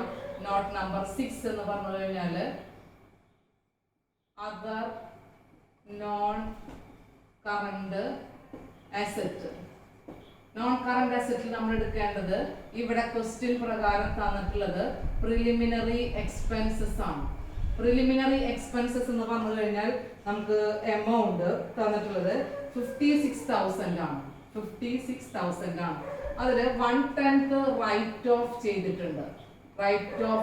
നമുക്ക് 1/10 റൈറ്റ് ഓഫ് ചെയ്തു എന്ന് പറയുന്ന ഒരു ഇൻഫർമേഷൻ ക്വസ്റ്റ്യനില് അഡ്ജസ്റ്റ്മെന്റ് 4ാമത്തതായിട്ട് തന്നിട്ടുള്ളതാണ്. അതില് 1/10 അഡ് ചെയ്യുമ്പോൾ 56,000ന്റെ 10% 5,600. ടോട്ടല് 50,400 ആണ് നമുക്ക് പ്രിലിമിനറി എക്സ്പെൻസ് ആയിട്ട് ഇവിടെ എഴുതാണ്ടാവുന്നത്. അപ്പൊ അതർ നോൺ കറണ്ട് അസറ്റില് പ്രിലിമിനറി എക്സ്പെൻസസ് എന്ന് പറഞ്ഞുകൊണ്ട് ഇവിടെ നോട്ട് ചെയ്ത് കാണിക്കുന്നുണ്ട്. ഇവിടെ നമുക്ക് എഴുതാനുള്ളത് 50,400 ആണ്. 50,400. ഇനി വേറെ നമുക്ക് അസറ്റുകൾ ഈ നോൺ കറണ്ട് അസറ്റുകളിൽ ഇല്ല. അപ്പൊ നമുക്ക് ഇനി അടുത്തതായി കറണ്ട് അസറ്റുകളായിട്ട് കാണിക്കാം. കറണ്ട് അസറ്റ്സ് ഇവിടെ സെപ്പറേറ്റ് തന്നെ നോൺ കറണ്ട് അസറ്റുകൾ കാണിക്കണം. അതുപോലെ തന്നെ കറണ്ട് അസറ്റുകളും കാണിക്കണം.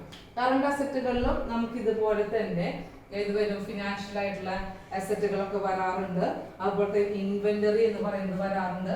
ആ ഇൻവെന്ററിയിലാണ് നമ്മൾ ഏതെടുക്കുന്നത്, ക്ലോസിംഗ് സ്റ്റോക്കിനെ കുറിച്ച് എടുക്കുന്നത്. ഇവിടെ ക്ലോസിംഗ് സ്റ്റോക്ക് ആണ് ഉദ്ദേശിക്കുന്നത്. ഇൻവെന്ററി എന്ന് പറയുന്നത് ഇൻവെന്ററിയിൽ നമുക്ക് ക്ലോസിംഗ് സ്റ്റോക്ക് ആയിട്ട് വരുന്നത് ക്വസ്റ്റ്യൻ നമുക്കറിയാം തന്നിട്ടുള്ളത് 12,000 ആണ്. 12,000 ആണ്. അപ്പൊ അത് ഇവിടെ എടുത്ത് എഴുതി ക്ലോസിംഗ് സ്റ്റോക്ക് ആണ് ഇൻവെന്ററി. നെക്സ്റ്റ് ഐറ്റം എന്ന് പറയുന്നത് ഫിനാൻഷ്യൽ ആയിട്ട് വരുന്ന അസറ്റുകളാണ്. നമുക്ക് ഇവിടെയും വരും ഫിനാൻഷ്യൽ അസറ്റ്, കറണ്ട് ആയിട്ട് വരുന്നതിലും ഫിനാൻഷ്യൽ അസറ്റുകൾ വരുന്നുണ്ട്. അപ്പൊ ഫിനാൻഷ്യൽ അസറ്റുകളിൽ വരുന്നത് നമുക്ക് ട്രേഡ് റിസീവബിൾസുകളാണ്. അതായത് ഡെപ്റ്റേഴ്സ് എന്ന് പറയുന്നത് വരുന്നുണ്ട്. ട്രേഡ് റിസീവബിൾസ് ഉദ്ദേശിക്കുന്നത് ട്രേഡ് റിസീവബിൾസ് എന്ന് പറഞ്ഞു കഴിഞ്ഞാൽ ഡെപ്റ്റേഴ്സ് ആണ് കേട്ടോ. ഡെപ്റ്റേഴ്സിനെയാണ് ഇവിടെ പറയുന്നത്. 80,000 ആണ് വരുന്നത്. കൂടാതെ ട്രേഡ് റിസീവബിൾസ് കഴിഞ്ഞാൽ ക്യാഷ് ആൻഡ് ക്യാഷ് ഈക്വലൻസ് ആണ്. Cash and cash equivalence. അപ്പൊ അതായത് ക്യാഷ് ആൻഡ് ക്യാഷ് ഈക്വലൻസ് എന്ന് പറഞ്ഞു കഴിഞ്ഞാൽ നമുക്ക് വേണമെങ്കിൽ നോട്ട് നമ്പർ 7 ആയിട്ട് ഇവിടെ കൊടുക്കാം. Not number 7 cash and cash equivalence എന്ന് പറയുന്നത് ക്യാഷ് ഇൻ ഹാൻഡും ക്യാഷ് അറ്റ് ബാങ്കും പോലുള്ളതാണ്. അപ്പൊ ക്വസ്റ്റ്യനിൽ നമുക്ക് തന്നിട്ടുണ്ട് ക്യാഷ് ഇൻ ഹാൻഡ് എന്ന് പറയുന്നത് ക്വസ്റ്റ്യനിൽ പറയുന്നത് 30,000ഉം ക്യാഷ് അറ്റ് ബാങ്ക് 10,000ഉം ആണ്. ക്യാഷ് അറ്റ് ബാങ്ക് 10,000, ടോട്ടൽ 40,000 ആണ് ക്യാഷ് ആൻഡ് ക്യാഷ് ഈക്വലൻസിൽ ബാലൻസ് ഷീറ്റിൽ കാണിക്കേണ്ടത്. ക്യാഷ് ആൻഡ് ക്യാഷ് ഈക്വലൻസിൽ 40,000. Okay, next other non current അസറ്റുകൾ ഉണ്ട് എന്നുള്ളതാണ് നോക്കേണ്ടത്. അപ്പൊ ഇവിടുത്തെ ഇൻവെന്ററി ഫിനാൻഷ്യൽ അസറ്റ് കഴിഞ്ഞാൽ അതർ കറണ്ട് അസറ്റ്സ്. അപ്പൊ അതർ കറണ്ട് അസറ്റ്സുകളിൽ നമുക്ക് കുറച്ച് ഐറ്റംസുകളൊക്കെ തന്നിട്ടുണ്ടായിരുന്നു. അതായത് അതർ കറണ്ട് അസറ്റ്സുകളിൽ 30,000 ആണ്. അതർ കറണ്ട് അസറ്റ് ആയിട്ട് വന്നിട്ടുള്ളത് 30,000 ആണ്. നമുക്ക് എവിടെ നിന്നാണെന്നുള്ളതാണ് നോക്കേണ്ടത്. കറണ്ട് ആയിട്ടുള്ള അസറ്റ് വന്നിട്ടുള്ളത് അഡ്ജസ്റ്റ്മെന്റ് നമ്പർ 2 ആണ്. ഇവിടെ ഞാൻ വേണമെങ്കിൽ എഴുതാം അഡ്ജസ്റ്റ് നമ്പർ 2ലാണ് നമുക്ക് ഈ അതർ നോൺ കറണ്ട് അസറ്റ് ആയിട്ടുള്ള investment from accrued on investment എന്ന് പറയുന്ന ഒരു ഐറ്റം ആണ് അതർ കറണ്ട് അസറ്റിൽ വരുന്നത് 30,000. ഇത്രയാണ് നമുക്ക് ഇവിടെ പറയാനുള്ളൂ. ബാക്കി ഇനി നമുക്ക് വന്നിട്ടുള്ള ഐറ്റംസുകളൊക്കെ ഏതാണ്? ലാബിലിറ്റീസുകളാണ്. ഇതാണ് ടോട്ടൽ അസറ്റ്സ് എന്ന് പറയുന്നത്. ടോട്ടൽ അസറ്റ്സുകളിൽ നമുക്ക് 4 lakhs, 6 lakh, 3 lakhs, 50,400, 12,000, 80,000, 40,000, 30,000. Total asset 50 lakhs 12,400 ആണ് ടോട്ടൽ അസറ്റ് ആയിട്ട് വരുന്നത്. നമുക്ക് ഇനി ടോട്ടൽ അസറ്റ് കഴിഞ്ഞാൽ അടുത്തത് നമുക്ക് ഇക്വിറ്റീസ് ആൻഡ് ലാബിലിറ്റീസ് എന്ന് പറയുന്ന പോർഷൻ ആണ് എടുക്കേണ്ടത്. അത് എങ്ങനെയാണ് വന്നിട്ടുള്ളത് എന്നുള്ളത് നോക്കാം. അപ്പൊ ഇവിടെ ഇക്വിറ്റി എന്നുള്ളത് ഇക്വിറ്റി ആൻഡ് ലാബിലിറ്റീസിന്റെ ഭാഗത്താണ് കാണിക്കേണ്ടത്. നമുക്കറിയാം അവിടെ ഷെയർ ക്യാപിറ്റലിനെ കുറിച്ചുള്ള ഡീറ്റെയിൽസ് ആണ് കൊടുക്കേണ്ടത്. അപ്പൊ ഷെയർ ക്യാപിറ്റലിന്റെ ഡീറ്റെയിൽസ് നൽകുമ്പോൾ നമ്മൾ ശ്രദ്ധിക്കേണ്ടുന്ന ഒരു പോയിന്റ് ഇത്രയാണ്. അതായത് നമ്മൾ adjustment calls in adjustment trial ബാലൻസിൽ തന്നെ കോൾസ് ഇൻ അരിയർ എന്ന് പറയുന്ന ഒരു പോയിന്റ് പറയുന്നുണ്ട്. അപ്പൊ ആ കോൾസ് ഇൻ അരിയർ അവിടെ എന്ത് ചെയ്യണം? നമ്മൾ അതിനെ ലെസ് ചെയ്തതായിട്ട് കാണിക്കണം. അപ്പൊ ഇക്വിറ്റി ആൻഡ് ഷെയർ ക്യാപിറ്റലില് നമ്മൾ നോട്ട് നമ്പർ കൊടുക്കണം. നോട്ട് നമ്പർ എന്ന് പറഞ്ഞു കഴിഞ്ഞാൽ 8 ആണ്. ഈ നോട്ട് നമ്പർ 8ല് ഷെയർ ക്യാപിറ്റലിനെ കുറിച്ച് പറയുമ്പോൾ ഞാനിവിടെ കാണിക്കാം. നമ്മളുടെ ഓതറൈസ്ഡ് ക്യാപിറ്റൽ പറയുന്നുണ്ട്, അതുപോലെ തന്നെ ഇഷ്യൂഡ് ക്യാപിറ്റൽ പറയുന്നുണ്ട്. അപ്പൊ നോട്ട് നമ്പറിൽ കാണിക്കേണ്ടതാണ് ഓതറൈസ്ഡ് ക്യാപിറ്റൽ എത്രയാന്നുള്ളത് കാണിക്കണം. ഓതറൈസ്ഡ് ക്യാപിറ്റൽ പറയുന്നത് ക്വസ്റ്റ്യനില് 10 lakhs ആണ്. 10 lakhs അത് ഇവിടെ നമ്മൾ കാണിക്കേണ്ട ആവശ്യമില്ല. അതുപോലെ തന്നെ ഇഷ്യൂഡ് പറയുന്ന ക്യാപിറ്റൽ ഉണ്ട്. ഇഷ്യൂഡ് ക്യാപിറ്റൽ എന്ന് പറയുന്നത് നമുക്കറിയാം 80,000 ഇക്വിറ്റി ഷെയർസ് ആണ്. ഇക്വിറ്റി ഷെയർസ് അത് 10 rupees ആണ് ഒരു ഷെയറിന്. At the rate of ₹10 each ആണ്. അപ്പൊ നമുക്ക് 8 lakhs ആണ് ഇക്വിറ്റി ഷെയർ ക്യാപിറ്റൽ. അതിൽ തന്നെ കോൾസ് ഇൻ അരിയർ ഉണ്ട് എന്ന് പറയുന്നുണ്ട്. Calls in arrear. അപ്പൊ നമുക്ക് കോൾസ് ഇൻ അരിയർ വന്നിട്ടുള്ളത് 10 ക്വസ്റ്റ്യൻ നമുക്ക് നോക്കിക്കഴിഞ്ഞാൽ അറിയാം 10,000 ആണ്. ആണ്. ഓക്കെ, ഇപ്പൊ 7,90,000 ആണ് ആക്ച്വലി നമ്മുടെ എന്ത് പറയുന്നത് ഷെയർ ക്യാപിറ്റൽ എന്ന് പറയുന്നത്. അപ്പൊ ഷെയർ ക്യാപിറ്റലിൽ അവിടെ നമ്മൾ എഴുതേണ്ടത് 7,90,000 ആണ്. ഓക്കെ, അപ്പൊ ഇവിടെ പറയുന്ന ക്യാപിറ്റലിലെ സ്ട്രക്ചർ ക്ലിയർ ആയിട്ട് ഇവിടെ കാണിക്കണം. നമ്മുടെ നോട്ട് നമ്പർ 9 ആ ഡീറ്റെയിൽസ് കാണിക്കേണ്ടത്. നോട്ട് നമ്പർ 9 അല്ല, നോട്ട് നമ്പർ 8 അത് കാണിക്കേണ്ടത്. ഇക്വിറ്റി ആൻഡ് ക്യാപിറ്റൽ ആണ് ഇവിടെ പറയുന്ന ഡീറ്റെയിൽസ്. അതേസമയം നമുക്ക് അതർ ഇക്വിറ്റി എന്ന് പറയുന്നത് റിസർവ്സ് ആൻഡ് സർപ്ലസ് ആണ്.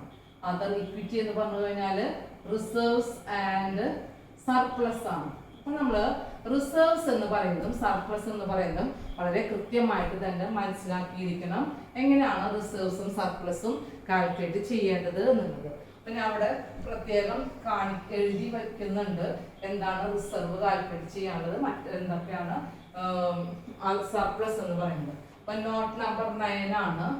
നോട്ട് നമ്പർ 9 റിസർവ്സ് എന്ന് പറഞ്ഞു കഴിഞ്ഞാൽ നമുക്ക് സെക്യൂരിറ്റി പ്രീമിയം എന്ന് പറയുന്ന ഒരു ഐറ്റം റിസർവുകളായിട്ട് എടുക്കുന്നതാണ്. സെക്യൂരിറ്റി പ്രീമിയം എമൗണ്ട് എന്ന് പറയുന്നത് 1 lakh ആണ്. 1 lakh ആണ്. ഓക്കെ, ഇനി നമ്മളോട് ഒരു ക്വസ്റ്റ്യനില് റിസർവിലേക്ക് ട്രാൻസ്ഫർ ചെയ്യണമെന്ന് പറഞ്ഞുകൊണ്ട് ഒരു അഡ്ജസ്റ്റ്മെന്റ് പറയുന്നുണ്ട്. അഡ്ജസ്റ്റ് നമ്പർ 5 ആണ് പറയുന്നത്. ജനറൽ റിസർവിലേക്ക് ട്രാൻസ്ഫർ ചെയ്യാൻ. ജനറൽ റിസർവ് ട്രാൻസ്ഫർ ആണ് പറയുന്നത്. ട്രാൻസ്ഫർ പറയുന്നത് അഡ്ജസ്റ്റ്മെന്റ് നമ്പർ 5 ആണ് ഇതിനെ കുറിച്ച് പറയുന്നത്. അതിലേക്ക് മാറ്റാനായിട്ട് പറയുന്നത് 30,000 ആണ്. 30,000 ആണ്. അപ്പൊ ടോട്ടൽ റിസർവ്സ് എന്ന് പറയുന്നത് 1,30,000 ആണ്. അപ്പൊ റിസർവ്സ് എന്ന് പറയുന്ന ഭാഗം ഇവിടെ കഴിയാണ്. ഇനി നമ്മൾ കാൽക്കുലേറ്റ് ചെയ്യേണ്ടത് സർപ്ലസ് ആണ്. എങ്ങനെയാണ് സർപ്ലസ് കാൽക്കുലേറ്റ് ചെയ്യുന്നത് എന്നുള്ളത് പ്രത്യേകം ശ്രദ്ധിക്കേണ്ടതാണ്. എന്തൊക്കെ കാര്യങ്ങളാണ് സർപ്ലസിൽ ഉൾപ്പെടുന്നത് എന്നുള്ളത്. കാരണം നമ്മൾ പല അഡ്ജസ്റ്റ്മെന്റുകൾ പറയുമ്പോഴും ഈ സർപ്ലസിൽ നിന്ന് ലെസ് ചെയ്യണമെന്ന് പറഞ്ഞിരുന്നു. അപ്പൊ എന്തൊക്കെയാണെന്നുള്ളതാണ് നോക്കേണ്ടത്. സർപ്ലസ് പറയുമ്പോൾ നമുക്ക് ഈ വർഷത്തെ നമുക്ക് ട്രയൽ ബാലൻസിൽ ഒരു പ്രോഫിറ്റ് തന്നിട്ടുണ്ട്. അതാണ് പ്രോഫിറ്റ് ആൻഡ് ലോസ് അക്കൗണ്ട് എന്ന് പറയുന്നത് 1/4/2016 തന്നിട്ടുള്ളത്. പ്രോഫിറ്റ് ഓൺ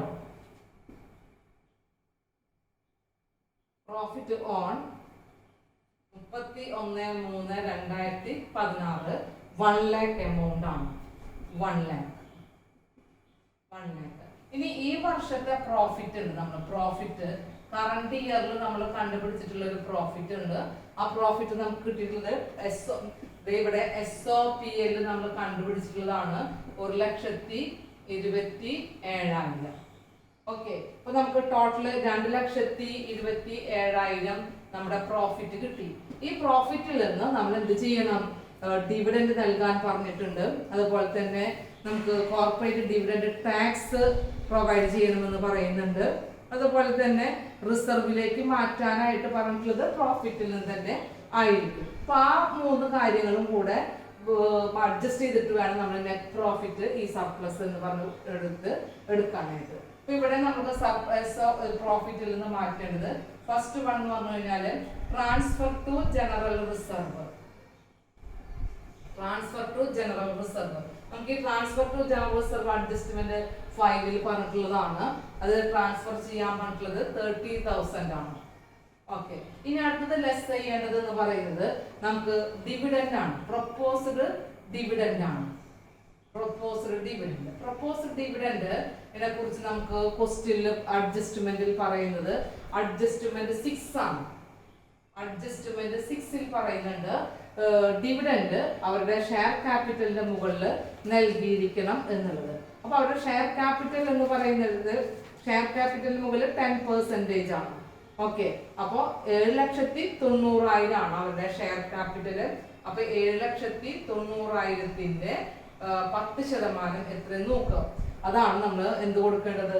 പ്രൊപ്പോസ്ഡ് ഡിവിഡൻഡ് നൽകേണ്ടത് 79,000. മനസ്സിലായിട്ടുണ്ടാവും. പ്രൊപ്പോസ്ഡ് ഡിവിഡൻഡും ഈ പറയുന്ന സർപ്ലസിൽ നിന്ന് തന്നെയാണ് ലെസ് ചെയ്യേണ്ടത്. ഇനി നമുക്ക് ലെസ് ചെയ്യാനുള്ള മറ്റൊരു ഐറ്റം എന്ന് പറഞ്ഞു കഴിഞ്ഞാൽ CDT ആണ്. കോർപ്പറേറ്റ് ഡിവിഡൻഡ് ടാക്സ് ആണ്. കോർപ്പറേറ്റ് ഡിവിഡൻഡ് ടാക്സ് നമുക്ക് പറയുന്നത് 20% ആണ്. 20% ഓഫ് ദി ഏതിന്റെ മുകളിലാണ് കൊടുക്കുന്ന ഡിവിഡന്റിന്റെ മുകളിലാണ് ചെയ്യേണ്ടത്. CDT എന്ന് പറഞ്ഞു കഴിഞ്ഞാൽ ഡിവിഡന്റ് കൊടുക്കുന്നതിന്റെ മുകളിൽ നൽകേണ്ട ടാക്സ് ആണ്. അപ്പൊ 20% ഓൺ 79,000 ആണ്. അപ്പൊ 79,000 എന്ന് പറഞ്ഞു കഴിഞ്ഞാൽ 15,800 ആയിരിക്കും വരുന്നത്. 15,800. ഈ മൂന്ന് എമൗണ്ടുകളുടെ കൂട്ടിയതിനു ശേഷം ഇതിൽ നിന്ന് ലെസ് ചെയ്യണം. 1,24,800 ആണ് വരുന്നത്. 1,24,800. നെക്സ്റ്റ് എമൗണ്ട് വരുന്നത് ഈ 2,25,000 നിന്ന് മൈനസ് ചെയ്യുമ്പോൾ 1,02,600.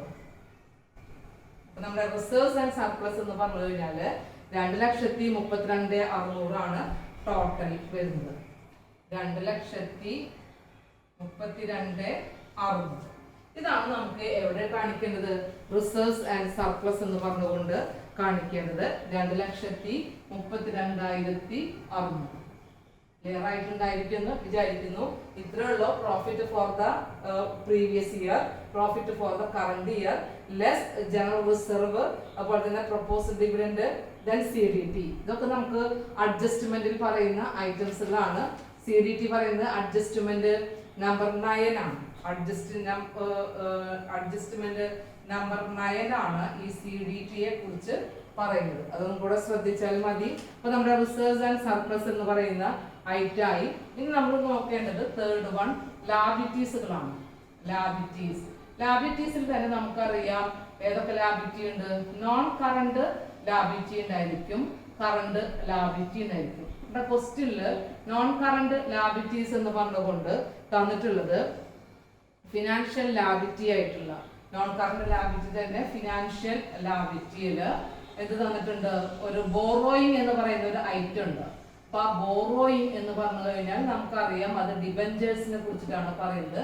അപ്പൊ ഡിബെഞ്ചേഴ്സിന്റെ ഡീറ്റെയിൽസ് ആണ് നമ്മളിവിടെ കാണിക്കേണ്ടത്. അപ്പൊ ഡിബെഞ്ചർ എന്ന് പറയുന്നത് നമുക്ക് 8% ഡിബെഞ്ചേഴ്സ് ആണ്. 3 ലക്ഷമാണ് നമുക്ക് ഡിബെഞ്ചറിന്റെ വാല്യൂ ഉള്ളത്. അതേസമയം ഡിബെഞ്ചറിന്റെ ഇൻട്രസ്റ്റ് എമൗണ്ടും നമുക്ക് കൊടുക്കാനുള്ളതാണ്. ടോട്ടൽ ലാബിലിറ്റി എന്ന് പറഞ്ഞു കഴിഞ്ഞാൽ ബോറോയിങ് എന്ന് പറയുന്നത് 3,24,000 ആണ്. 3,24,000. നമുക്ക് നോട്ട് നമ്പർ 10 എന്ന് പറഞ്ഞുകൊണ്ട് ഇവിടെ കാണിക്കാം. നമ്മൾ ഇത്ര ശ്രദ്ധിച്ചാൽ മതി. ടോട്ടൽ ഡിബെഞ്ചറിനെ കുറിച്ചിട്ടാണ് ഇവിടെ പറയുന്നത്. ഡിബെഞ്ചർ പ്ലസ് ഇൻട്രസ്റ്റ് അതാണ് ഇവിടെ കാണിച്ചിട്ടുള്ളത്. അത് നിങ്ങൾ നോട്ട് ചെയ്യുക. ബോറോയിങ്സിൽ ലോങ് ടേം ബോറോയിങ്സ് ആണ് ഇവിടെ ഉദ്ദേശിക്കുന്നത്. ഡിബെഞ്ചറിന്റെ എമൗണ്ട് 3 ലക്ഷം, ഇൻട്രസ്റ്റ് എമൗണ്ട് 3,00,000ന്റെ 8% 24,000, ടോട്ടൽ 3,24,000. ഇനി നമുക്ക് വേറെ പ്രൊവിഷൻസ്, ലോങ് ടേം പ്രൊവിഷൻസുകൾ അതൊന്നും ഇതിൽ ക്വസ്റ്റ്യനിൽ ഇല്ല. അതുകൊണ്ട് തന്നെ നമുക്ക് നേരിട്ടിട്ട് അടുത്തത് എന്തെഴുതാം? കറണ്ട് ലാബിലിറ്റിയിലേക്ക് പോകാം. കറണ്ട് ലാബിലിറ്റിയിൽ സെയിം ആയിട്ടും ഫിനാൻഷ്യൽ ലാബിലിറ്റി വരുന്നുണ്ട്. ആ ഫിനാൻഷ്യൽ ലാബിലിറ്റിയിൽ വരുന്നതാണ് ട്രേഡ് പേയബിൾസ്. ഫിനാൻഷ്യൽ ലാബിലിറ്റിയിൽ വരുന്നതാണ് ട്രേഡ് പേയബിൾസ്. ട്രേഡ് പേയബിൾസ് എന്നതുകൊണ്ട് ഉദ്ദേശിക്കുന്നത് ക്രെഡിറ്റേഴ്സിനെ കുറിച്ചിട്ടുള്ളതാണ്. ട്രേഡ് പേയബിൾസ് എന്ന് പറഞ്ഞു കഴിഞ്ഞാൽ 30,000 ആണ്. നമുക്ക് ഡയറക്റ്റ് ട്രയൽ ബാലൻസിൽ തന്നിട്ടുള്ള ഐറ്റാണ് സൺട്രി ക്രെഡിറ്റേഴ്സ് എന്ന് പറയുന്നത്. ഇനി വേറൊരു ഐറ്റം എന്ന് പറഞ്ഞു കഴിഞ്ഞാൽ ഇത്രയേ ഉള്ളൂ. അതർ കറണ്ട് ആയിട്ടുള്ള ലാബിലിറ്റി പ്രൊവിഷൻസുകൾ. അതർ കറണ്ട് ലാബിലിറ്റി എന്ന് പറഞ്ഞു കഴിഞ്ഞാൽ അതിൽ വരുന്നത് അതർ കറണ്ട് ലാബിലിറ്റിയിൽ വരുന്ന ഒരു ഐറ്റം മാത്രമേ ഉള്ളൂ. അതായത് ഔട്ട്സ്റ്റാൻഡിംഗ് ആയിട്ട് വരുന്ന സാലറിയെ കുറിച്ചിട്ടാണ് അവിടെ പറയുന്നത്. ഔട്ട്സ്റ്റാൻഡിംഗ് സാലറി എന്ന് പറയുന്നത് നമുക്ക് ക്വസ്റ്റ്യനിൽ പറഞ്ഞിട്ടുള്ളത് ഇത്ര എമൗണ്ട് ആണ്. ദാറ്റ് ഈസ് ഔട്ട്സ്റ്റാൻഡിംഗ് സാലറി 6,000 ആണ്. ഔട്ട്സ്റ്റാൻഡിംഗ് സാലറി എന്ന് പറഞ്ഞു കഴിഞ്ഞാൽ 6,000 ആണ്. ഇനി ഒരു ഐറ്റം കൂടി നമുക്ക് വരുന്നത് പ്രൊവിഷൻസുകളാണ്. പ്രൊവിഷൻസ് എന്ന് പറഞ്ഞു കഴിഞ്ഞാൽ ഇവിടെ ഉദ്ദേശിക്കുന്നത് ഷോർട്ട് ടേം ആയിട്ട് വരുന്ന പ്രൊവിഷൻസുകളാണ്. Short term provision. ഈ പ്രൊവിഷൻസ് നമുക്ക് 3 ഐറ്റംസുകൾ തന്നിട്ടുള്ളത് കൊണ്ട് നമുക്കത് നോട്ടായിട്ട് കൊടുക്കാം. നോട്ട് നമ്പർ 10 ആണ് ഷോർട്ട് ടേം പ്രൊവിഷൻസിനെ കുറിച്ച് പറയുന്നത്. ഞാനിവിടെ കാണിക്കുന്നുണ്ട് ഏതൊക്കെയാണ് ഷോർട്ട് ടേം ആയിട്ട് വരുന്ന പ്രൊവിഷൻ എന്ന് പറയുന്നത്. നോട്ട് നമ്പർ 10 ആണ് പറയുന്നത് ഷോർട്ട് ടേം പ്രൊവിഷനിൽ ഫസ്റ്റ് വൺ എന്ന് പറഞ്ഞു കഴിഞ്ഞാൽ പ്രൊവിഷൻ ഫോർ ടാക്സേഷൻ തന്നെയാണ്. നമുക്ക് അഡ്ജസ്റ്റ്മെന്റിൽ തന്നിട്ടുള്ളതാണ് പ്രൊവിഷൻ ഫോർ ടാക്സേഷൻ എന്ന് പറഞ്ഞുകൊണ്ട് എമൗണ്ട് പറയുന്നത് 30,000 എമൗണ്ട് ആണെന്നാണ്. 35,000 ആണ് പ്രൊവിഷൻ ഫോർ ടാക്സേഷൻ എന്ന് പറഞ്ഞു കഴിഞ്ഞാൽ 35,000 ആണ്. അഡ്ജസ്റ്റ്മെന്റിൽ പറയുന്ന ഒരു ഐറ്റം ആണ്. നെക്സ്റ്റ് എന്ന് പറഞ്ഞാൽ പ്രൊപ്പോസ്ഡ് ആയിട്ട് വരുന്ന ഡിവിഡൻഡ് ആണ്. പ്രൊപ്പോസ്ഡ് ഡിവിഡൻഡ് അത് നമുക്ക് ഷോർട്ട് ടേം ആയിട്ട് വരുന്ന ഒരു പ്രൊവിഷൻ ആണ്. പ്രൊപ്പോസ്ഡ് ഡിവിഡൻഡ് വന്നിട്ടത് 79,000 നമ്മൾ കാൽക്കുലേറ്റ് ചെയ്താണ്. ഇവിടെ കാൽക്കുലേറ്റ് ചെയ്താണ്. അപ്പോൾ അഡ്ജസ്റ്റ്മെന്റ് 6ൽ വരുന്നത് ഒരു പ്രാവശ്യം ഇവിടെ എടുത്തു, നമ്മൾ ഒരെണ്ണം ഷോർട്ട് ടേം പ്രൊവിഷനിൽ എടുത്തു, മറ്റൊരെണ്ണം CDT ആണ്. CDT എന്ന് പറഞ്ഞു കഴിഞ്ഞാൽ നമുക്കറിയാം 15,800 നമ്മൾ നേരത്തെ കാൽക്കുലേറ്റ് ചെയ്താണ്. ഇതിന്റെ എല്ലാം കൂടെ ടോട്ടൽ നോക്കുകയാണെങ്കിൽ 1,29,800 ആണ് നമുക്കിവിടെ പ്രൊവിഷൻ എന്ന് പറഞ്ഞുകൊണ്ട് ഷോർട്ട് ടേം പ്രൊവിഷൻ ആയിട്ട് കൊടുക്കാനുള്ളത്. 1,29,800. നമുക്ക് വേറെ ഐറ്റംസുകൾ ഒന്നും ഇല്ലാത്തത് കൊണ്ട് ഇതായിരിക്കും ഇതിന്റെ ടോട്ടൽ ഇക്വിറ്റി ആൻഡ് ലാബിലിറ്റി എന്നതുകൊണ്ട് മനസ്സിലാക്കേണ്ടത്. ഇവിടെ ടോട്ടൽ കാണിക്കുന്നുണ്ട്, total equity and liability. Equity and liability, total equity and liability 15,12,400 ആണ് വരുന്നത്. ഓക്കെ, ഇതാണ് നമുക്ക് ഈ ബാലൻസ് ഷീറ്റ് കംപ്ലീറ്റ് ചെയ്യാനായിട്ട് പറയുന്ന അഡ്ജസ്റ്റ്മെന്റുകൾ. നമുക്ക് ക്ലാസ്സിലൊക്കെ ആണെന്നുണ്ടെങ്കിൽ ഒരു പീരീഡിൽ അധികം എടുക്കുന്ന ക്വസ്റ്റ്യൻ പ്രോബ്ലം സോൾവ് ചെയ്യാൻ എടുക്കുന്ന ടൈം എടുക്കും. അപ്പോൾ നമുക്കിത് ഞാൻ കുറച്ച് സ്പീഡിൽ പറയുന്നുണ്ടെങ്കിലും എല്ലാ കാര്യങ്ങളും പോയിന്റുകളൊക്കെ ഇതിൽ ഉൾപ്പെടുത്തിയിട്ടുണ്ട്. ഫൈനൽ അക്കൗണ്ട്സ് തയ്യാറാക്കണമെന്നുണ്ടെങ്കിൽ നമുക്ക് SOPലും എടുക്കണം, SOFP എടുക്കണം, അതേസമയം അഡ്ജസ്റ്റ്മെന്റുകൾ എടുക്കണം. ഇതിന്റെ ടോട്ടൽ വരുന്ന ഐറ്റംസുകൾ ആണ് നമ്മൾ നോട്ട് കൂടാതെ എമൗണ്ട് കോളത്തിൽ കാണിച്ചിട്ടുള്ളത്. നോട്ട് സെപ്പറേറ്റ് പറയുന്നുണ്ടായിരുന്നു. എല്ലാവരും ഇത് ശ്രദ്ധിക്കുക. എന്തെങ്കിലും ഡൗട്ട്സുകൾ ഉണ്ടെന്നുണ്ടെങ്കിൽ ഇൻട്രാക്ഷൻ ടൈമിൽ നമുക്കത് ക്ലിയർ ചെയ്യണം. ഇന്ന് നമുക്കൊരു ക്വസ്റ്റ്യൻ മാത്രമാണ് ചെയ്തിട്ടുള്ളൂ. അതിന് തന്നെ ഇത്രയധികം സമയം എടുത്തിട്ടുണ്ട് നമുക്ക് ക്ലിയർ ആവാനായിട്ട്. അതായത് ഇനിയും നമുക്ക് കുറേ അധികം പ്രോബ്ലംസുകൾ കംപ്ലീറ്റ് ചെയ്തെങ്കിലാണ് ഈ ഫൈനൽ അക്കൗണ്ട്സ് തയ്യാറാക്കാൻ കുറച്ചും കൂടെ ഈസി ആവുള്ളൂ. അപ്പോൾ നമുക്ക് അടുത്ത ക്ലാസ്സിൽ നെക്സ്റ്റ് പ്രോബ്ലം നോക്കാം. Okay, thank you.